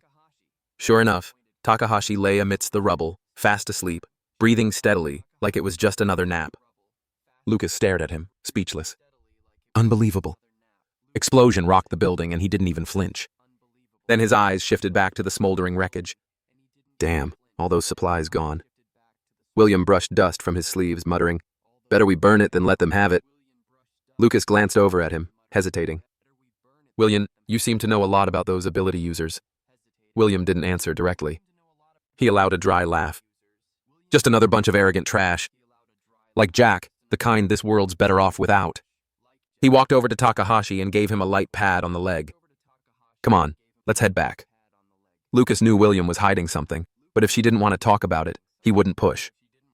Just as Lucas was about to move, something beneath his feet shifted. A faint rumble. Boom. The rubble beneath them exploded outward, shrapnel flying in all directions. Lucas reacted in a flash, diving to the side, narrowly dodging the blast. He crouched low, eyes sharp, staring toward the center of the blast zone, fully alert, ready for anything. As the smoke cleared, a figure emerged from the blast zone. The old man thought to be dead, still standing. Not only was he uninjured, but his previously frail frame now pulsed with power, muscles tightened, eyes burning with unnatural energy. He looked reborn. Meanwhile, back in the forest, Bea continued calling into the walkie-talkie, her voice tense. William, can you hear me? There's a Tier 3 zombie down there. It just woke up, but still no reply. William's mother offered a calm voice beside her. Take it easy. If they went underground, maybe the signal's just cut off. Besides, with Takahashi around, they'll be fine. He's got them covered. Bea nodded, but the memory of that explosion still gnawed at her chest. William's mother smiled warmly. Didn't expect my son to have someone this worried about him. Makes me feel like the outsider now. Bea's face flushed instantly. No, Auntie. It's not like that. But William's mom was already walking off toward the trunk of the vehicle. Back in the day, William's dad used a mess with explosives at the mines, and I'd be a wreck every time he went underground. Scared he'd blow himself up. But worry alone doesn't help. And sometimes men just can't be relied on. When it matters most, it's up to us women to step up. At top the wrecked fishery warehouse, William braced himself against the onslaught from the mutated old man. He had no choice but to stay on the defensive, blocking blow after blow. But this relentless pressure was draining both him and Lucas fast, their stamina fraying, breath growing uneven. Seeing that the explosion hadn't just failed to kill the old man, but made him stronger, Lucas's face tightened with dread. Beside him, William muttered under his breath, "So this is what supercells really mean?" The old man raised a brow, mildly impressed. "I'm surprised you actually figured it out," he grinned, voice laced with pride. "My cells possess a built-in defense system.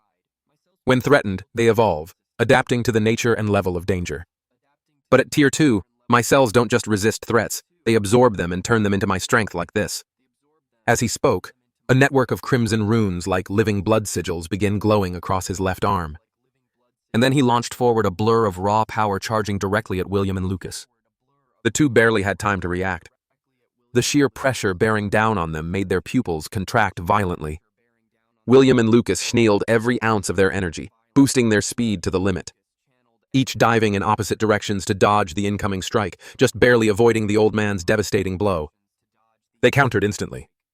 Together they surged forward, combining their power for a full-force attack aimed at the old man's back. Their strikes landed hard but did absolutely nothing. The old man didn't flinch.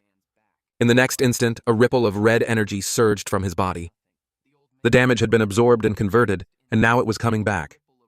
Lucas took the full blast. He was sent flying like a rag doll, crashing hard to the ground and didn't move again. William glanced over, heart pounding, but he knew if this thing wasn't stopped now, everyone would die here. Gritting his teeth, he roared and unleashed both of his abilities at once. Twin energies fused into a single devastating strike, forming a burning black and white energy fist that screamed toward the old man's chest. But the old man didn't move. He raised one arm completely unfazed and braced for the impact. William's punch hit squarely, but it was like punching smoke. No recoil, no damage, no effect. The old man sneered, voice cold and venomous. I told you. The stronger the threat, the stronger my cells become as long as they remain active. I cannot. Meanwhile, at the entrance to the fishery, William's mother and Luna finally arrived at the scene. C's eyes narrowed as she spotted bodies strewn near the gate. These? Did William do this? William's mother crouched beside one of the corpses, her face darkening. No, these were killed by gunfire. Just then, a burst of gunfire echoed from deeper inside the compound, and a soldier dropped right in front of them, shot clean through the skull. Blood sprayed across the gravel. William's mother reacted instantly, grabbing Luna and ducking them behind a nearby stack of crates. Footsteps approached. A man in blood-splattered military gear appeared, wiping his sleeve with distaste. Filthy. As he walked toward them, he casually counted the bodies out loud. 1, 2. These ones are just in the way. After a final look around, the infiltrator calmly raised his pistol again. Bang! He fired another round right into the already dead body near William's mother and Luna, watching from behind the wall. Both women tensed. Something was very, very wrong. The fake soldier let out a twisted smile. Looks like we got 2 extras. Come on out, ladies. Drop whatever his instincts kicking in. He whipped around, gun ready. But in that split second, William's mom moved. She closed the distance and smacked the pistol from his hands with swift precision. The man blinked in surprise, then smiled. Well, Feisty. Now I'm really excited. Let's have a little fun, shall we? William's mother said nothing, but in her eyes she knew this wouldn't be won with words. Meanwhile, atop the fishery ruins, William was being held in the air, strangled in the grip of the old man. The old man's tone was flat. You're different. You saw through my ability. You wield 2 powers at once and you've seen the new world, haven't you? Tell me your secrets. William didn't answer. His eyes scanned his surroundings, searching for a way out. Then he felt it. A chill in the air, familiar, rising. The cold crept in, brushing his skin like frost, and his heart leapt a tear. William let out a low, deliberate chuckle. The old man narrowed his eyes. What are you laughing at? William broke in a laughter, bloodied but defiant. I'm laughing at your arrogance, your delusion. You think you're the chosen ones meant to rule the new world? You treat normal people like slaves. You hunt zombies like prey, but in the end, it'll be your kind buried beneath the feet of the very ones you look down on. The old man's face darkened, his fury barely contained. Veins bulged across his arm as he squeezed William's throat harder. Then, with a roar, he lifted William and slammed him into the rubble below. William coughed violently, a jet of blood spraying from his lips. Nonsense! The old man spat, his eyes blazing. You think that will shake me? William lay crumpled in the debris, blood dripping from his mouth, still grinning. If there's a God, he rasped. You lot were the first he abandoned. The old man roared, voice cracking with fury. He raised both fists overhead, energy crackling between them and brought them crashing down to boom. The ground exploded beneath them in a violent shockwave of force. Just as the old man's crushing blow was about to land, William vanished in a blur of smoke. Reappearing at a distance, he stood tall, grinning with a wicked glint in his eyes. The dust cleared. The old man's eyes widened. He realized William had escaped at the very last instant. He was just about to give chase when suddenly his gaze locked on his own hand. The cells in his palm had stopped responding. No activity, no regeneration, dead. And then from behind him, rising from the rubble, a pale hand reached out, accompanied by a chilling whisper. I'm cold. The old man spun around, but it was too late. That corpse-like hand clamped around his leg, and where it touched, his flesh darkened, his skin frosted over, and his cellular power died instantly. The old man finally pieced it together. His eyes blazed with fury. You lure that thing here, William smirked unfazed. Well, I can't be you myself, so I brought a friend. Just then, a zombie cloaked in icy mist pulled itself from the rubble, frost rolling off its rotting skin. The old man's burning hot energy caught its attention instantly. He'd become the target. The creature advanced step by step. The cold clawed at his flesh, and for the first time his cells recoiled. He instinctively took a step back.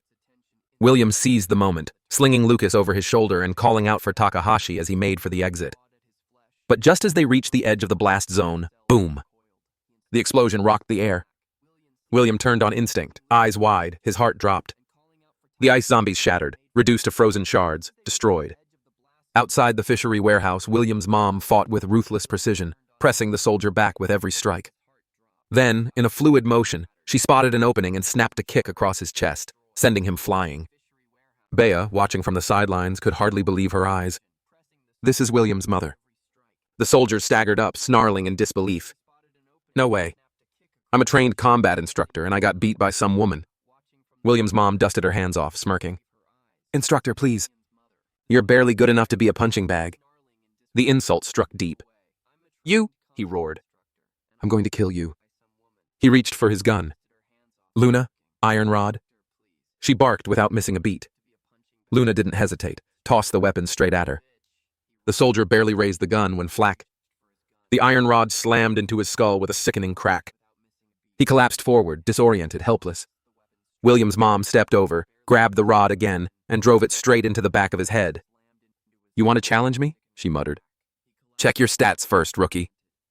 But the moment those words left her mouth, William's mother suddenly trembled. Her body jerked as if something inside had taken hold. Back-facing Bea, she muttered, voice strange and hollow. Luna, lead the way. Luna hesitated. Something fell off, but she nodded, stepping forward. Suddenly, William's mom whipped around, her eyes glowing red, her smile twisted, and from her throat came a low, guttural laugh. With terrifying speed, she raised her hand, fingers sharpened into a deadly blade, and lunged at Bea. Just as the strike was about to land, it stopped. Frozen midair, an inch from Luna's face. Bea stared at the trembling hand, frozen in place, paralyzed with fear. William's mother's face contorted in agony, her body shaking violently. She was fighting something inside. Through clenched teeth, she hissed, You little bastard. Get the hell out of my body. Just then, a voice echoed from within William's mother. What? No. Your consciousness should have been erased. William's mother clutched her forehead, steadying herself, then snarled. You smelled just like the rest of those rotting corpses. Disgusting. In the next breath, a wave of pure, radiant energy exploded outward from her chest. Her purification ability had awakened. The invading spirit screeched. What is this? It burns. It hurts. Stop. Stop. The voice faded to nothing, snuffed out, and William's mother regained full control of her body. Meanwhile, across the ruined battlefield, William stood, battered and breathing hard, his eyes locked on the old man. There'd be no clean escape now. The old man sneered. You drew that monster here. Don't think you'll walk away. William glanced sideways. The Tier 3 zombie was rising again. Cold mist swirling around its cracked limbs. He clicked his tongue, muttering, Great. This is going to suck. The old man lifted his arms and roared. You're all going to die right here. Just as the old man began his final attack, a pale hand punched straight through his chest from behind. His eyes widened, then dulled. His mouth moved, but no sound came out. The zombie's icy aura spread like a plague, freezing the wound instantly. Within seconds, the old man's entire body turned to frost, then shattered like brittle glass. A chilling voice whispered from behind his remains. Not cold enough, so cold. I need heat. William narrowed his eyes, jaw tight. This thing, it was beyond anything he'd faced. Without hesitation, he surged forward, blade raised. The zombie moved sluggishly, its body weighed down by layers of frost. William slashed straight across its neck. But the next second, his blade barely touched it before his own hand erupted in ice. Frozen solid. The chill crept up his arm, locking his joints. His fingers stiffened. He couldn't even lift his sword. William clenched his jaw. A dark premonition gnawed at his gut. Something worse was coming. The zombie roared, clutching its slashed neck, and boom, a blast of frost burst from its palm. In seconds, shimmering ice sealed the wound, stopping the bleeding cold. Its knees bent, arms spread wide, and it launched, diving straight for William like a missile of ice. Suddenly, crack! A stone struck its head, halting it midair. A blinding pillar of evolved energy crashed down from the sky, slamming the creature into the ground with explosive force. Boom! The impact cratered the earth, sending shards of frost in every direction. William stood stunned until he heard the voice. Need a hand, son? He froze, slowly turned. There they were, his mom and Bea, standing shoulder to shoulder behind him. The two approached quickly. Bea saw the frostbite on his arm and gasped. Your hand! Are you okay? William exhaled, voice low. I'll live. My brother's in worse shape. William's mother glanced down at Lucas, unconscious, battered. Her voice dropped, quiet and deadly. That thing, was it the one who hurt him? William nodded. Yeah. Rage flooded her expression. The temperature dropped. Her killing intent spiked. He dared lay a hand on my son. She growled, "Die!" In a flash, she vanished from view, reappearing right in front of the tear. 3 zombie. Energy surged in her palm. Radiant white hot. She struck downward, aiming straight for the creature's skull. The sheer force of the blow gouged deep trenches across the frozen ground.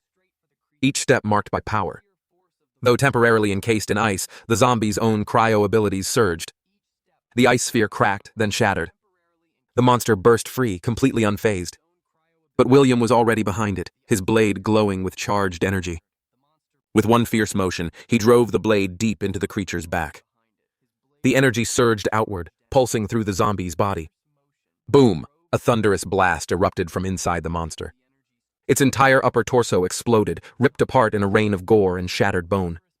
William stood still for a moment, watching the broken remains. He finally let out a breath. It's over. His mother approached, giving a slight nod. Didn't expect it to last that long. She glanced toward the horizon. Come on, let's grab your brother and regroup with the others. Just as the group began to let down their guard, Bea's voice rang out in alarm. Watch out. It's not dead yet. A massive wall of ice erupted behind William and his mother. Frost exploding outward.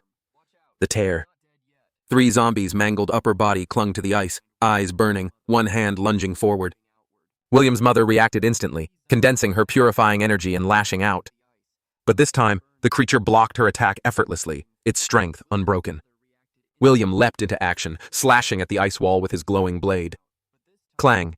His sword only left a faint scratch, barely a dent. Landing heavily, William's heart sank. At this rate, I can't hurt it. I need something stronger. Then his eyes caught a glint nearby. A wooden box top blown open. Inside a crystal core glowing with violent energy. It must have belonged to the old man, his last weapon. Facing off with the Tier 3 zombie, William's mother could feel its strength intensifying by the second. She shouted behind her voice sharp and unwavering. William, Luna, get everyone out of here. I'll hold it off. See how Luna's heart clenched? She knew staying meant certain death for William's mom. But her own ability only enhanced firearms. And against this monster, a pistol was useless. She bit her lip, turned, and ran. Headed straight for Lucas's unconscious form, determined not to be a burden. William's mom quickly glanced around, but she couldn't see William anywhere. That moment's distraction. Crack! A massive chunk of ice hurtled toward her from afar and slammed in her gut. Her body flew back, colliding with a stone wall, which splintered from the force. She gasped, then coughed up a mouthful of blood, slumping down, her strength fading fast. Just as the Tier 3 zombie lunged forward again, a single hand calmly pressed against its forehead. William's cold voice followed, steady as steel.